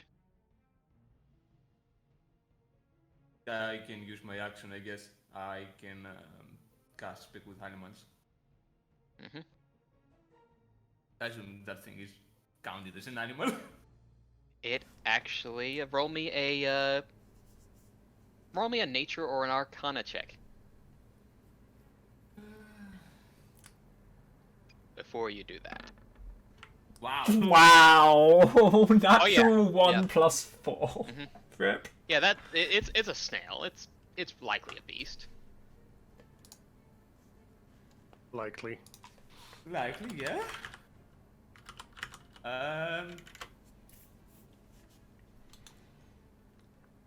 Apparently we see it spinning. Mm-hmm. Then I want to ask it if it's okay or what's wrong with it. It just keeps on spinning and does not respond. That will be the end of my current turn. It's like that Christmas tree in that Christmas episode of Doctor Who. Emerging from the mud.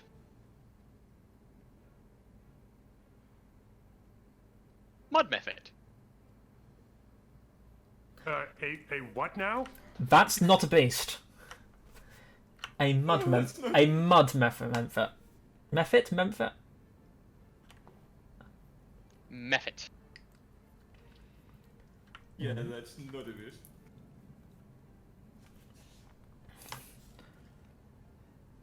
Oh. That's excellent. Yeah, this is definitely not a beast. Would I recognise that as being... I mean, I know where it's from, but would I recognise that? Would Pelaios recognise that? Well, on your turn you can give it a arcana check if you'd like. That seems like a lot of effort, but okay.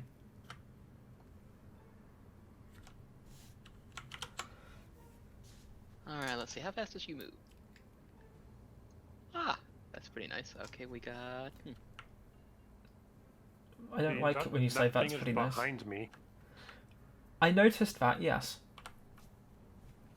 It is going to hurl a large globule of mud at you, Vakhuil, as it just seems to belch out mud. I need you to give me a dexterity saving throw. Oops. -1. Can we do like something legit? Anything else? No? Okay. Mm, I mean... Snap. you get covered in the sticky mud, but you are able to sort of... Well, actually no, you dodged out of the way and you see that the sticky mud actually sort of seizes up upon contact with the ground. You probably could have been restrained if that hit you. Ooh. Okay. Good. Good to know.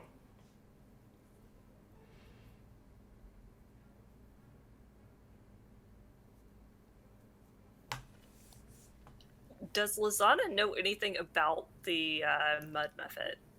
You can roll me an Arcana check at advantage. Oh, of course.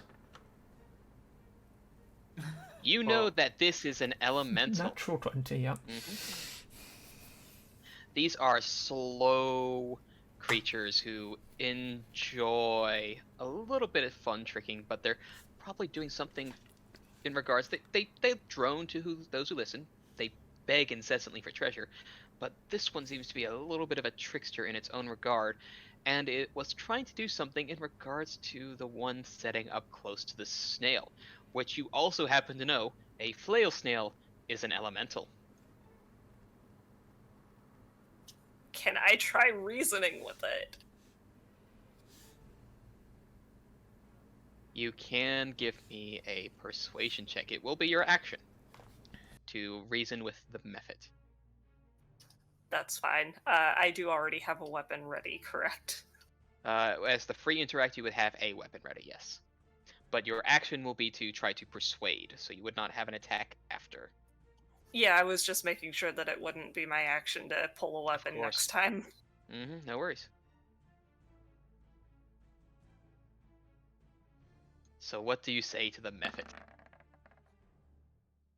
Anything she wants. Yeah, anything she What wants. is going on? Wow. The fuck is going on? Lisana's Alright, cheating what- today, apparently. What do you say to the method? First, I'm going to ask it to tell us what it's doing here, and like, I'm going to be questioning it, trying to find out what it's planning. Well, it'll have to be very quick because remember this is a 6-second thing. So think of your questions specifically, and we will have. You got 2 questions for this. So first question: letting snail go, get the treasure after. What sort of treasure? Shiny, shiny, shiny.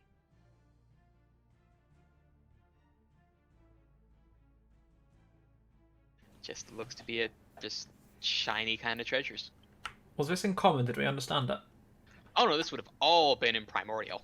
I thought as much, so we have no clue what was just said. I completely forgot I even spoke primordial. That's why I knew you were able to talk to it. Okay, that works. And I guess that ends my turn. Mm-hmm. Are you gonna tell us? Does Yes. she have time? Can I- Does she have time to tell us in that turn still? Yes. Okay. That is correct. Time. Can I use my reaction to hearing that? You've already. What would you do your reaction for that? Because you would hear that no matter what she said it. Yes, but my reaction would be to toss 2 gold coins to the method. You already have a different prepared action. Okay. Okay. I was just wondering if I could.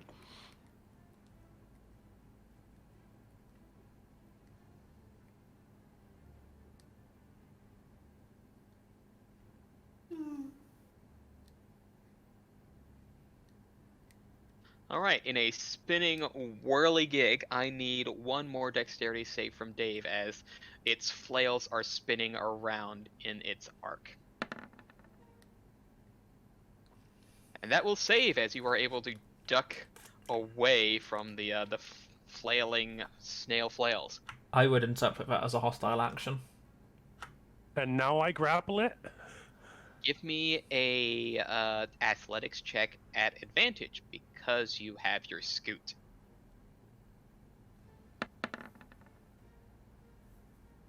Alright, time for an opposed athletics. If it beats this, it's going to be really impressive, not going to lie.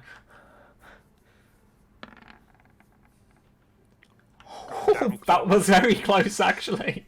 17 plus 3, 20 versus 22. But yeah, Vak still wins. That's very close.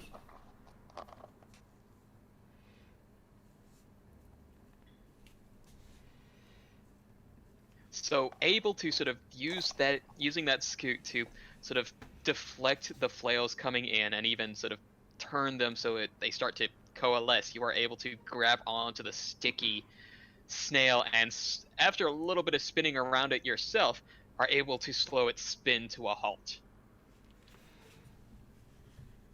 Excellent. That would have triggered Yes, my your held action reaction, anyway. So, attack roll for the snail. Does it change because it's grappled? No, that's only melee attacks that'll make it. No, grappled is just movement speed to 0, isn't it? Yeah, correct. Okay, never mind then. 17 plus 7 is 24. I really hope that hits. Oh yes, it definitely does. And as the flame explodes over the creature, how much damage? Let's see. 6 damage, a sizable hit. Yeah, as you see sort of the flame path sort of leave just a mark. Doesn't seem to have sustained anything from that. Like, fire is not effective against it. You motherfucker. You would hear Frici, you're screwed. Well, it's now in range of some other things, because it was like 75 feet away before, and I literally didn't have anything else. Well, that was your reaction Yes, on the Frost. snail's turn. Yeah. So it's now your turn at the start. It's now my actual turn, for which I will... what is its actual distance now? Are we within 30, or is it still... 35, naturally. There's also the other thing. This is true. How far's that? That's 30. Okay, I've heard Lisana talking to it. Lisana's relayed it, which means it's intelligent and is also sort of not actively attacking us. I am still going to cast Ray of Frost on the snail. Alrighty. I'm not going to attack something we're actively... Motherfucker. 11. I'm not going to attack... No, I'm not going to attack anything at all, apparently, unless that actually does hit. 11 does not hit. It's shocking. Actually, I was about to say if you were casting a spell at it, it would be at disadvantage. It has an anti-magic shell. You motherfucker, again. Oh, good. And never mind anyway. Alright, so time for me to roll a so d6. surprised?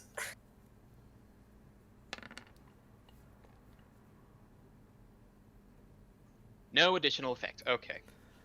Oh, good grief. Yay. The ray of frost just sort of dissipates against the shell. Oh wait. I don't like that. Anti-magic shell, which I assume means anything any spell. I'm guessing here. I actually don't know. I haven't looked it up because It has that some would be meta. weird stuff. It's hilarious. Yeah, I assume it means that any spell of a level below a certain level or something just does nothing unless it chooses to be affected or something like that. But Pretty much any spell or attack roll with a spell will be made at disadvantage, and the snail has advantage on saves versus it. And let's just say that if it fails, something weird happens. Possibly. That's why I rolled the d6. Anyways. you didn't have to tell us any of that. I'd have been fine with it right up until it blew up in our face. Well, Lisana actually happens to know this is an elemental and would be able to relay that super quick after seeing that the first time. And I keep clicking on myself without working out why it's not selecting me because I still have the ruler button selected because I'm a pro at failing visually. It's you've got the creature grappled. It is now movement 0.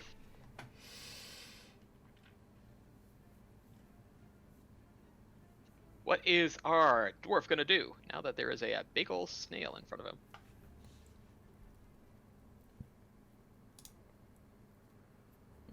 What can I not do when I'm grappled? Well, let's see. You are grappling. Give me just one moment, because conditions.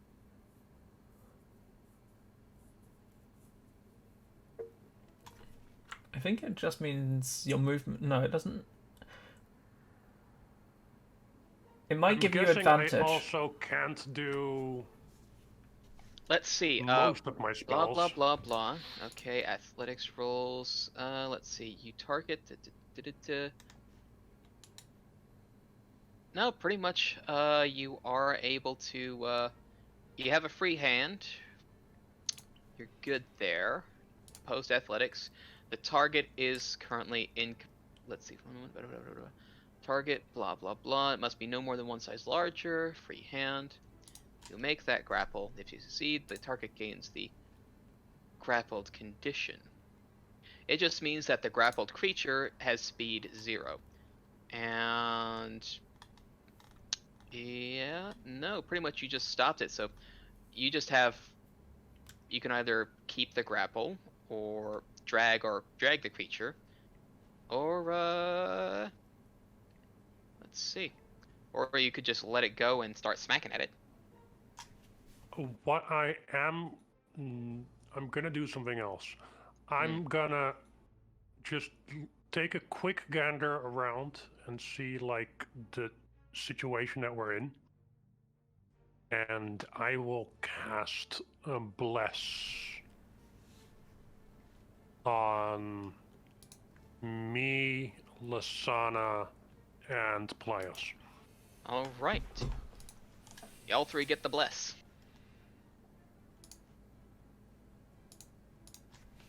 1d4 on save modifiers, on all saving throws, and attack rolls. Yay. Yep. There you go. That's your turn. That's my turn. Belanor.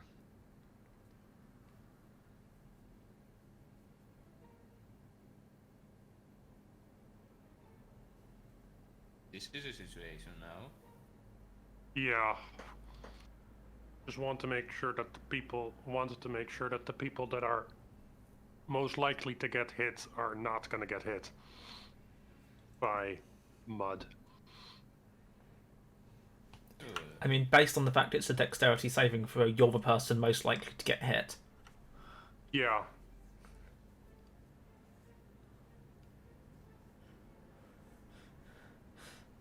So yeah, that makes sense.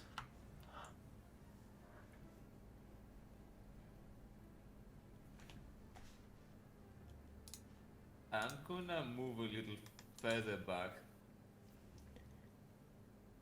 closer to the trees. And I'm just gonna cast Bark Skin. All right, bark skin on yourself. Yep. All right, I you've mean, got you can't your. touch anyone else from this distance. Yeah, that's pretty true. So you've got yourself base 16 armor class then, and with your shield that makes you 18. 18, yes. Well, aren't you special? And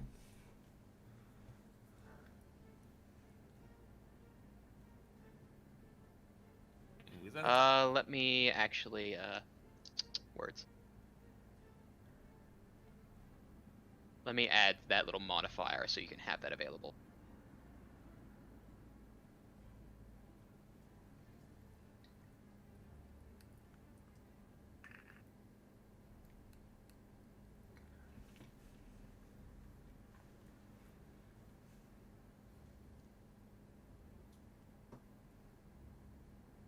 Should be available on your sheet to click so that we have all the extra weird stuff going on. it is indeed. Alright, that is your turn. Witchcraft. And ending the turn.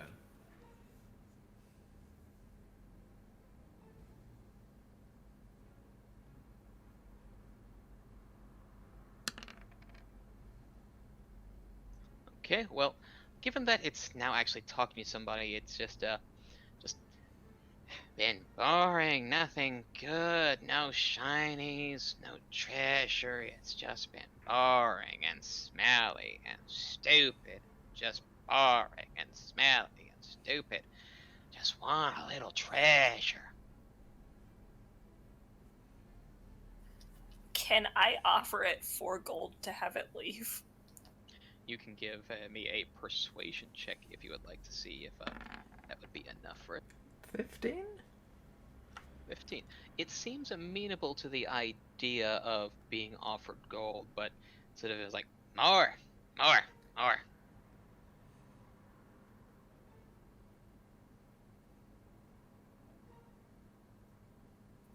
Can I offer it 15 gold? More.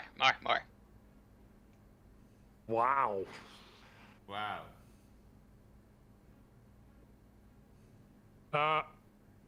Yeah, I can't offer anything on my end right now.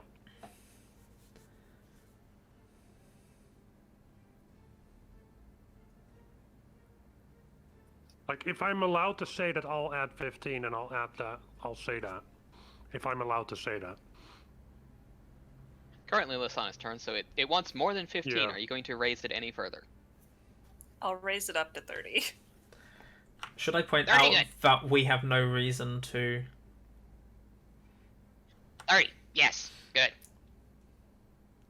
I will give it 30 gold.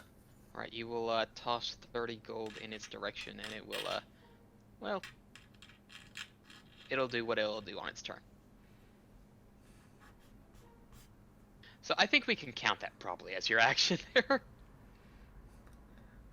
Lisana uses the make it More rain action. negotiations. SNAIL! Snail has been stopped with the move, but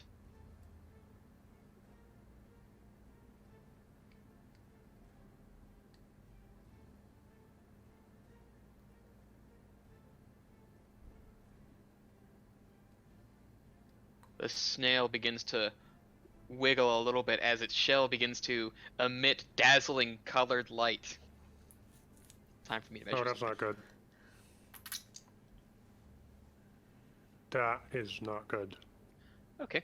It is very bright light within 30 feet of the snail, sort of dimmer light after the other 30 feet. But I require a I require a wisdom saving throw from you, Vakhuil.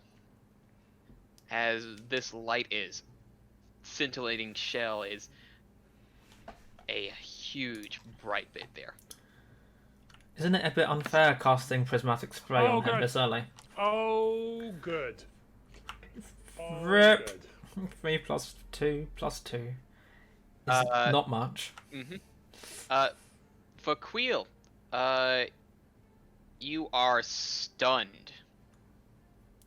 I'm guessing that stops the grapple. I don't think it does. It can't move. Oh, yeah, it does. It stops the grapple, because if you become incapacitated, the grapple ceases. Yeah.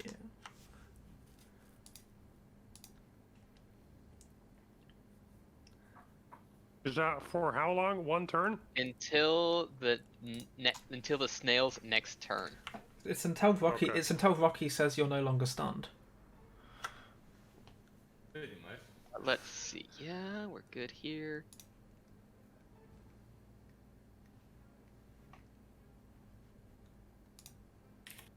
Gotta think on how smart this thing is. Yeah, it was irritated. Yeah. And that will be its turn, yeah. Pelaios! Hi. Obviously, This bright dazzling light, well, let me just make a little aura around it so you know how close.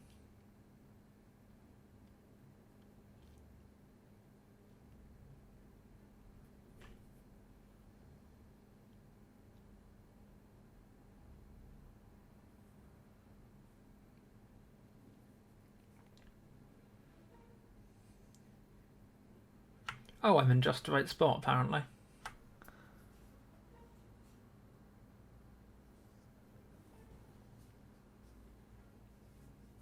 Quite so, but it is still sparkling, like all heck.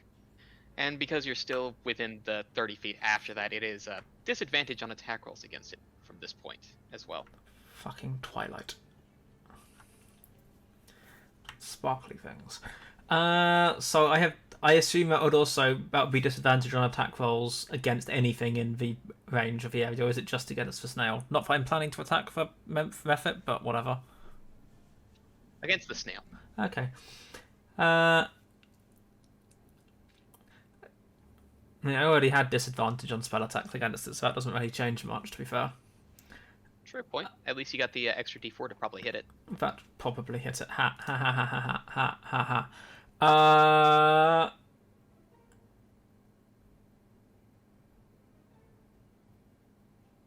Fuck it, firebolt. Why not? It does fracture. No, it was immune to the spell damage. That's what we said, isn't it? Did you say it was immune to... You said that none of it had any effect. It was the Ray of Frost or the Firebolt. The Ray of Frost missed. The Oh. Firebolt hit and did no damage. Okay, yeah, fuck that. I did Ray of Frost then. Alright, Ray of Frost at disadvantage. Disadvantage, but +4s, so...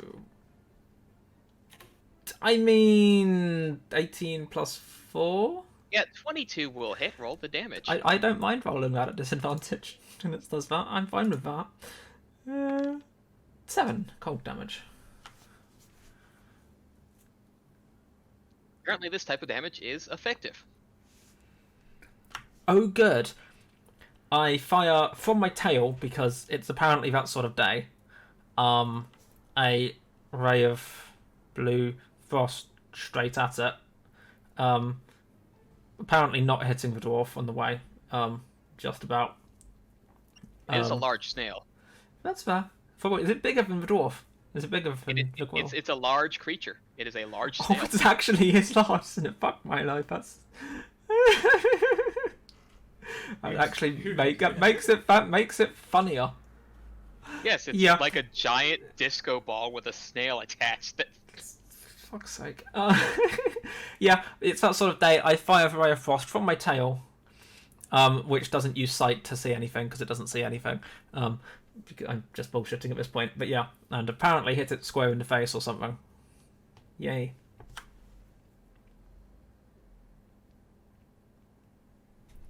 Quite so. Your turn, I believe. And I am Dave, you are currently stunned, so, sorry, Yeah. my dude. Thanks for playing. Oh, I can't talk falteringly, so Yeah. the thing I'm gonna say is... Ow. And I end my turn. Oh, you're saying ow Rep. now. Just wait.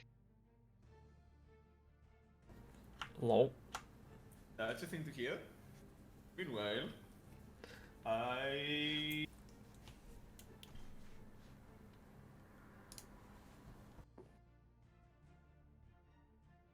I'm gonna try to first bite that snail.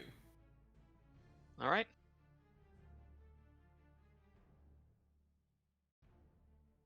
Roll it. Fine. The first time it didn't go through.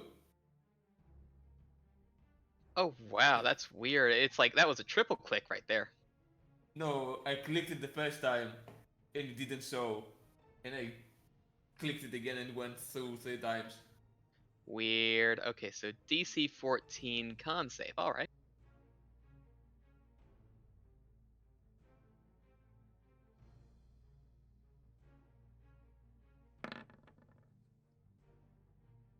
It doesn't save. It will only take 1 damage, but It's more than no damage. It's more than no damage, yeah. disadvantage on its next attack rolls, huh? Yep. Okay, well. It will be attempting to, well, it's not its turn yet, so that's Belanor, your turn. Actually, I can't really do anything else, so that's the end of my turn. The Mephit will go over to the gold that was tossed its way, grab it, and then just sink down into mud.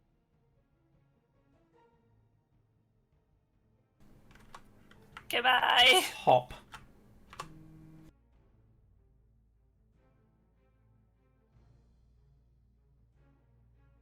Lisana, it's your turn. Very bright disco snail. I'm going to take a step back first. Mm-hmm. Yeah, that's the very edge, thankfully. Actually,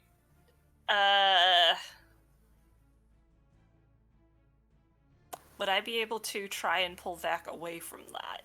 You would have to make a save when you get into the colors yourself, because of that bright light.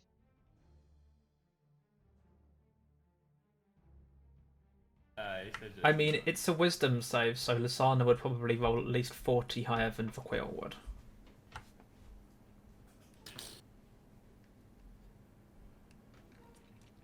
But also, yeah, you'll just be stunned for a turn otherwise, which means you can do nothing. Just shoot the damn thing.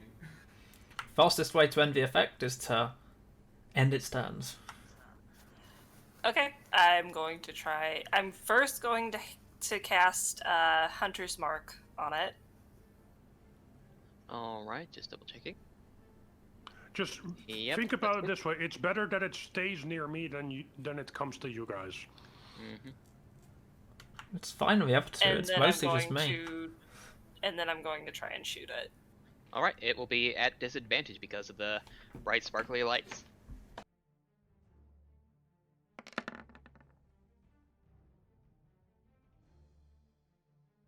Yeah, that'll Good definitely hit. roll.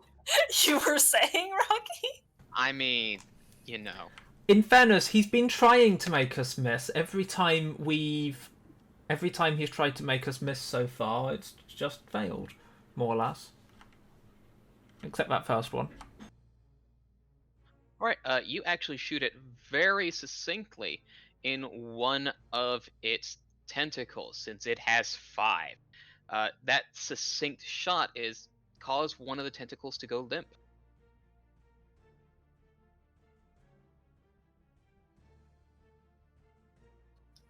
That's one. Before I end my turn, is it possible to find out if my fox is okay? You can have a quick look, and you can see it's dug a hole, and it's probably still flinging out, Yes. digging a hole. Yes, but the Mephit sank underground, which is worrying. Well, it sank into mud, so probably it's just nicking off somewhere else. Okay, I'm fine with that answer then. At this point, Different dig. It dug more towards these trees. At this point, the fox, however, is halfway to Marquette.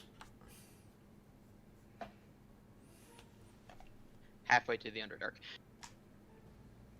That'll end well. Alright, let's see. dear God. Snail time. So disadvantage on its attacks because the frostbite, but advantage because we have Vakhuil who is stunned here. So flat rolls. 4 roll. Did you What say are we looking at? 4? Yes, it has 4. One it for has each 4 tentacle. tentacles. Jesus. Fuck. I mean, be glad it is not 5 because Lisana killed one.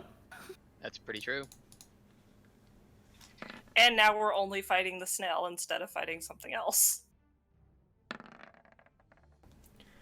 I mean, in fairness, if it was something else, the spellcasters could have just murder-killed the Mephit, and you and the dwarf could have just repeatedly poked it with a big stick.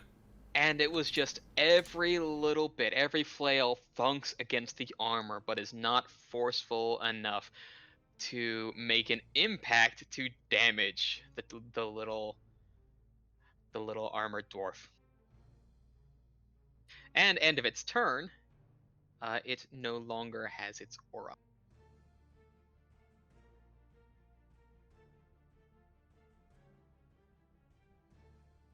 Oh, And Vakhuil, you're no longer stunned. Oh, good.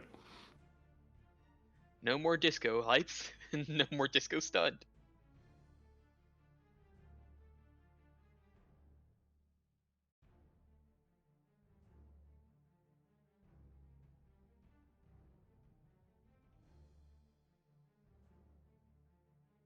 So, Dark, what's Pelaios gonna do? Not a clue. Well, no, that's not entirely true. So, we still have disadvantage on the spell attacks, because that wasn't an effect of your, that was an effect of the fact it's a fucking flail snail. What the fuckery. Ace is going to go and lob a thingy at it again, same as last time, because Okay. that seems to be working for him. And, you know, his other cantrips are, he's not getting that close.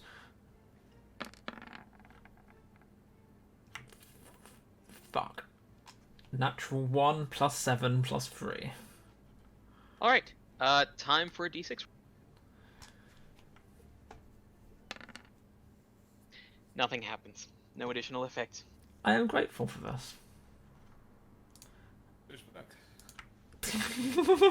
Probably true.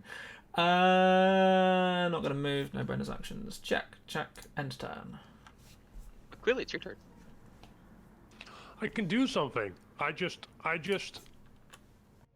I look around and I'm like, what just happened? Anyway. Blinded by the light, revved up like a deuce. Yeah, so I'm just kind of like getting my bearings, like figuring out if everything is still kind of the same. I guess I didn't notice the mudman disappearing.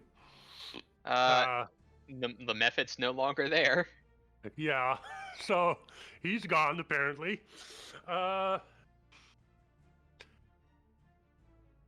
What am I gonna do? Is that a bonus action? Oh no, I have concentration up already. Okay, I'm just gonna try and hit it.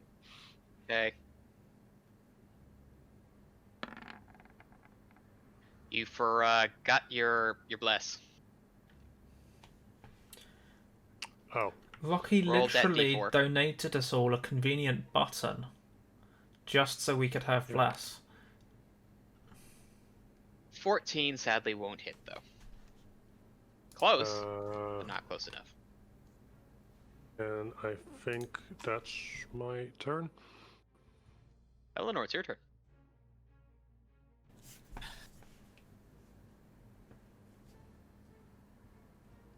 Not much I can really do currently, and at this point, so you know what? I'm gonna try to freeze it a little bit again. Worst comes to worst, it gets calculated.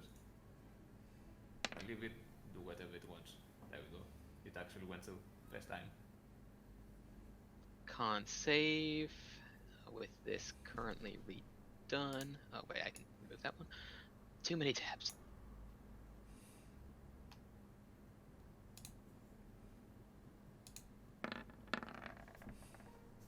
Ah, it saves. Let's see what happens. No shit, it saves. Nothing happens. He's starting to sound really irritated about the fact that all of these fancy spell abilities and disadvantage on spell attack rolls and random shit happening whenever we fuck up is It's just a 1 in 3 chance for nothing to happen when it succeeds on a save or you fail on an attack roll. So far, each time, nothing. That's phenomenal. I Anyways, just really want to see the look on your That's face right now. I hilarious. really want to see the look on your face right now, Rocky. a little It still frustrated. gets the disadvantage even if it doesn't save, even if it saves, right? No, it has to damage, or else it gets no effect. Oh, I missed it. Fine, then I end my turn here. With Hunter's Mark on it, I'm going to try shooting it again. Go for it.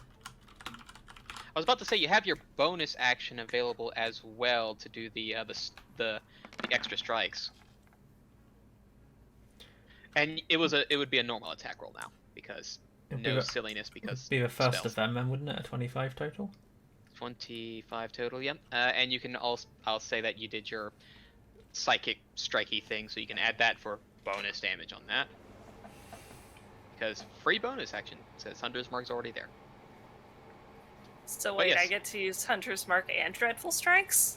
Yes, Hunter's Mark is just maintained now that you have it on once, and every bonus action after you can do Dreadful Strikes to add the psychic damage. Stacks upon stacks, yo. And this is how you get fun damage levels in games like this. 18 damage. Right. Okay. So 18 more damage as the arrow sinks true into another tentacle and causes it to go limp. Only 3 tentacles now. SNAIL.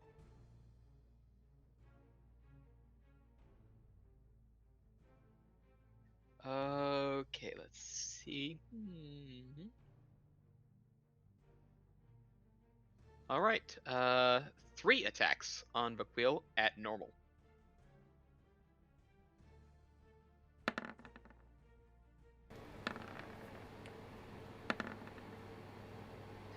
Nothing.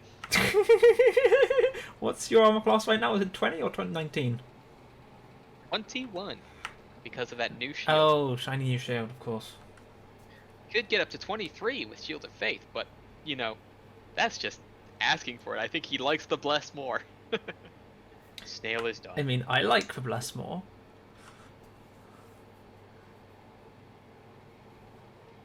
Pelaios, it is your turn. Well, it's still there. This is starting to become frustrating. Pelaios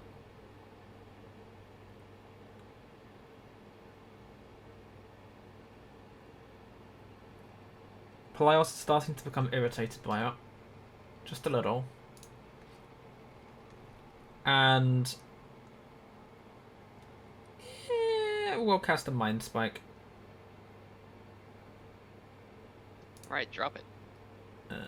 I hope not. DC... Oh, cast at level thingy. DC 14 for 12 damage. Psychic damage. I approve.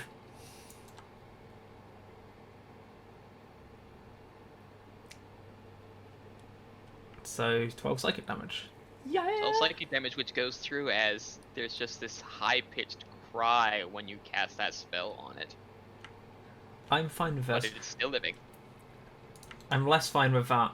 Not that it's likely to make a difference. I would now know its location until the spell ends, unless it plane shifts somewhere, which seems whatever.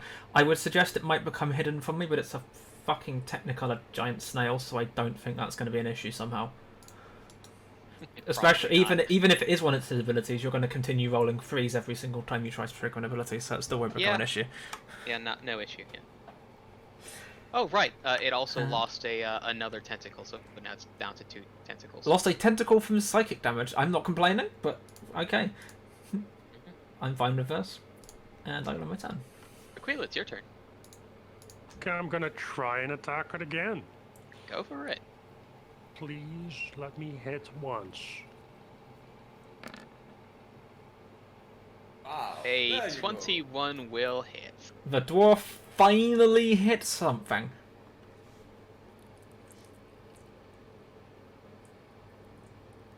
Anything with magic. So don't do a divine smite. Technically, that's not a spell cast. Also, it doesn't have an attack roll specific to the Divine Smite, and it does not have a save, so there's no reason not to. Okay, I'm gonna do divine smite then. Smiting.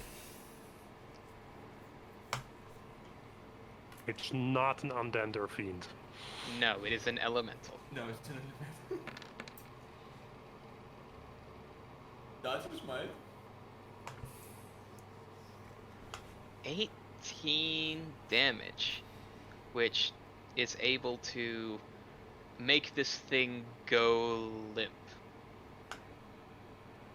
You know- defeated the flail snail. You know, we're really going to have a conversation about this whole thing, where the other 3 of us do all the work, while Dave just gets wailed on so that we can do all the work, and then Vac comes in at the end and gets the killing fucking blow. Because it keeps happening. You hit nothing, or you kill it. Every time. Every single time. I mean, Lisana got a kill once. I did, and I've gotten our last 2, well, I got a victory that we shouldn't have gotten, and I just talked us out of Mud Monster. Yeah, about that, I am going to lie straight to Vax, straight in front of Vac and say, play no killing efficiently. Which I'm obviously well aware is a straight out lie, and the other 2 will obviously know is a straight out lie, but Vac was stunned at the time and didn't notice what happened to it. I'm gonna just note at that. Lisana's not even paying attention, she's going off to find her fox. Lol. Gotta call the fox back. I have no reason to think you're lying, so I'm not even gonna No, do you an don't. insight check.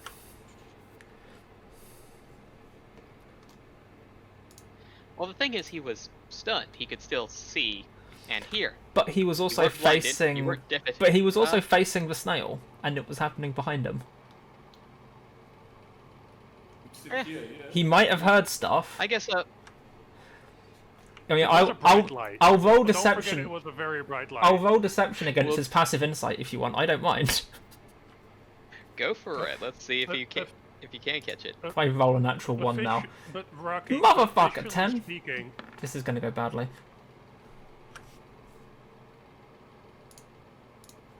I have a +6 to deception, and I still only get a 10. Dave, Yeah. what's your passive? You deserve that. I did. I entirely deserve this. I'm well aware of this. what is my passive? It is It's 10. 10 plus your wisp. It's 10. No, it's 10. It's 10. So I guess it's So it's a bit of a coin flip. You can, because it's like meeting. You can choose if you would like it just for fun story reasons or not. Because the fact that I was standing basically in front of a bright star, I'm gonna say I didn't see it, and I believe him.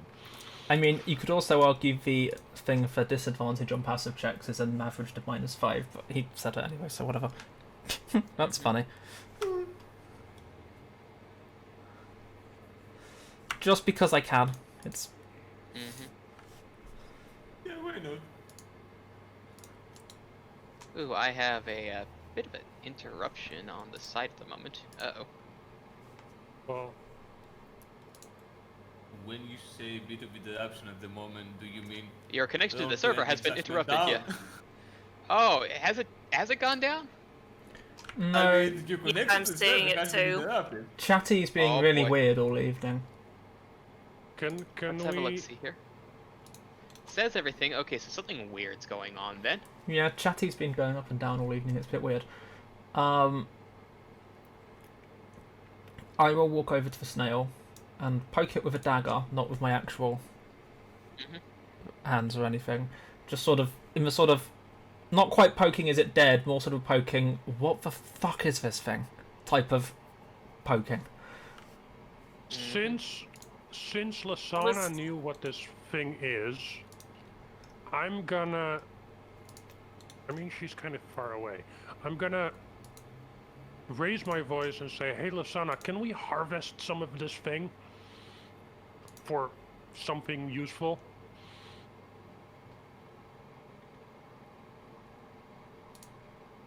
Good question. Yeah, that's a good question. Rocky? All right. Well, give me a moment here. Fun fact.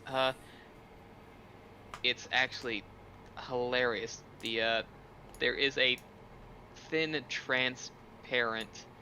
Let me just see. I'm having a look. See here. Blah, blah, blah, blah, blah. From where it had been moving and spinning, there is a bit of a clear substance, a residue left behind it. But you actually do know. Give me an Arcana check at advantage.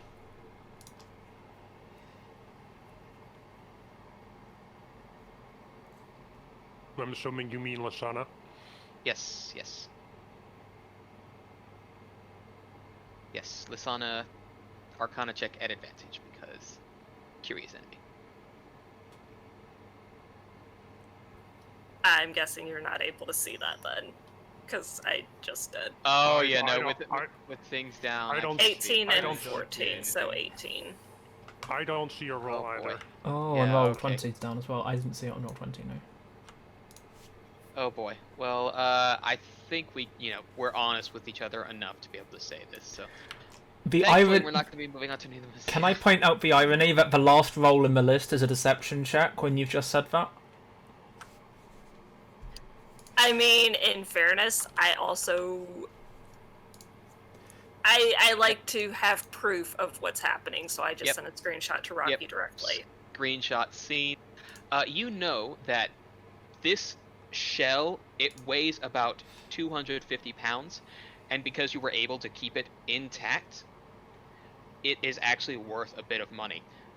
You can either sell it, or you could, if you are able to find a skilled armorer, make shields from it with a little bit of extra time, or Things seem to be back in working order. Okay. All right. Let's see. Ooh, I see the D4 from there. That's something. So semi-working. I just rolled it to see if it will show up. Yeah. Yep. I don't see Vixies. Yep. 3 options. So you can either sell it, you could find a skilled armor to make shields from it with a little bit of extra time, or the shell can be ground down to make dye for a robe of a different item. But it is the powder is a material component for a ritual for a particular robe. But it is up to you. So you've known that these the shells can be turned into spellguard shields, but paying for them would be a bit tough. I don't need a shield anymore. Does anyone else even have proficiency with shields? Vixie and Belanor, yes. Oh, it's everyone except me then. Good to know. Yes, except you, yes. I could use a shield. Let's see. Or it could be ground down Fuck you for all. dye to make a robe of scintillating colors. Or the full intact shell you could sell at the right price to the right vendor for 5,000 gold. I'm going to pass this information on to everyone else. So it's either make very rare items or sell for money. I have we a can suggestion. find money. Why? I think money. I think Yes. we need money. You need the Honestly. money. Alright, going to refresh right quick. No, but I mean- seriously, So what would it count? The material components you said, the spelled up, the dust, when we ground it down for dust, what would that count as a material component? As far as... Well, the material component would be to enchant the robe of scintillating colors. Oh, I see. I.e., it would cut the cost of the robe of scintillating colors down, but those are and very making rare, one of those expensive items. shields, how much cost would come on top of? Yeah, it would have to take time. I have to open up my sheet to see exactly how much. Alright, let's see this magic item pricing guide. Yep, so we're still having silliness occur. So at least we've had this lined up. Okay, so this shield, let's have a look. Yes, that would be the item in question. I'm just trying to find the Like, I'm guessing it'll reduce the cost, but what will it cost? yeah. It'll cost, yeah, it would still be in the tens of thousands of gold for the shield. Yeah. And also, we at that point have to lug it around with us. And what you say, £250? It's 250 pounds. Anyone want to be lugging £250 of shit around with them? Because I'm fairly certain that 3 of us can't carry that much.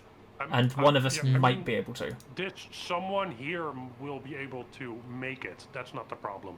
Yeah, it would cut the cost reduced by half, but that's still for either item's tens of thousands of gold. Sell it! I'm probably saying this slowly and in Pelaios' voice, but sell it! We are not going to be able to afford to do anything with this, I imagine. Yeah, not anytime soon. Not anytime soon, no. Alright, well, I think actually, we should you could give me assess that. a, you could all give me a little investigation check. As you have been walking around town, you might actually know someone who might be interested in something this peculiar. 16, 8 from Vixie, 14 Oh, from Dave. hey, there's that Arcana check. Lol. Oh yeah. At We've least got it roll finally to caught bed. up with itself. But yes, with a 16, and, well... Oh, why is that a D42? Interesting. Uh, Uh, I picked a random number because why not? Okay, yep, and Belanor, I Frici need hasn't- an investigation from you right quick. Yeah, let me reopen this shit real quick because reloading this site to see if it will work.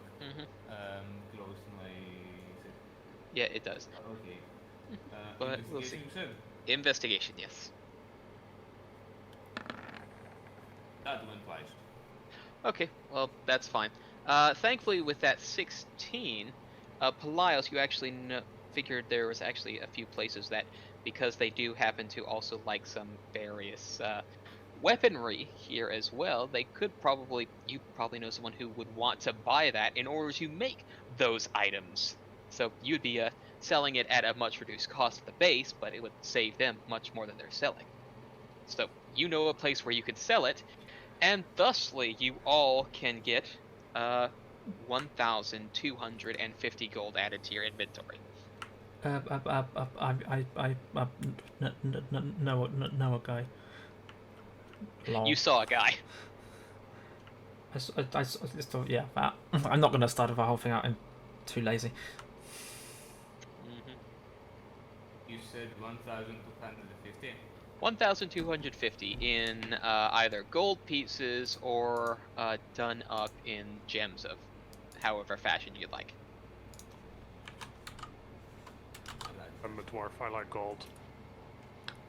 We'll take the mystery box. Alright, but yes, that's there's that money you were asking for. Oh, neat. Okay, I found it. You might be able to afford a room for tonight, and now back. Yeah, probably.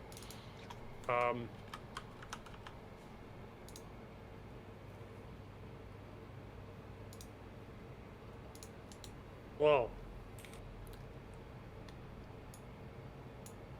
wasn't there someone screaming that there was a flail snail? Did we like tell them that we took care of it?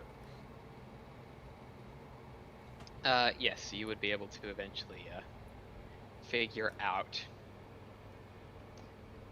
Well, flail snail because, oh goodness, something weird's happening, and thankfully the Aurora Watch has been called to attention to this, which you were able to take care of quite well, as that you see there are actually others going out and collecting the slime that had that it had trailed behind. So you'll have a nice little talk with the Aurora Watch next session, given how we're almost at time now. And then we all get arrested. Well, you took care of a bothersome issue, so they're actually looking at you in a friendly manner. I didn't say Albeit you which would are, which would arrest us, so we can still get arrested, I'm sure. Oh yeah, I'm sure. At least, probably not as bad of a sentence, but we'll see exactly about what they have to say next session, if you'd like to send us off. Yeah, pretty much. Cool. Okay, thanks. Bye. The Bye. Stuff, laters. Bye.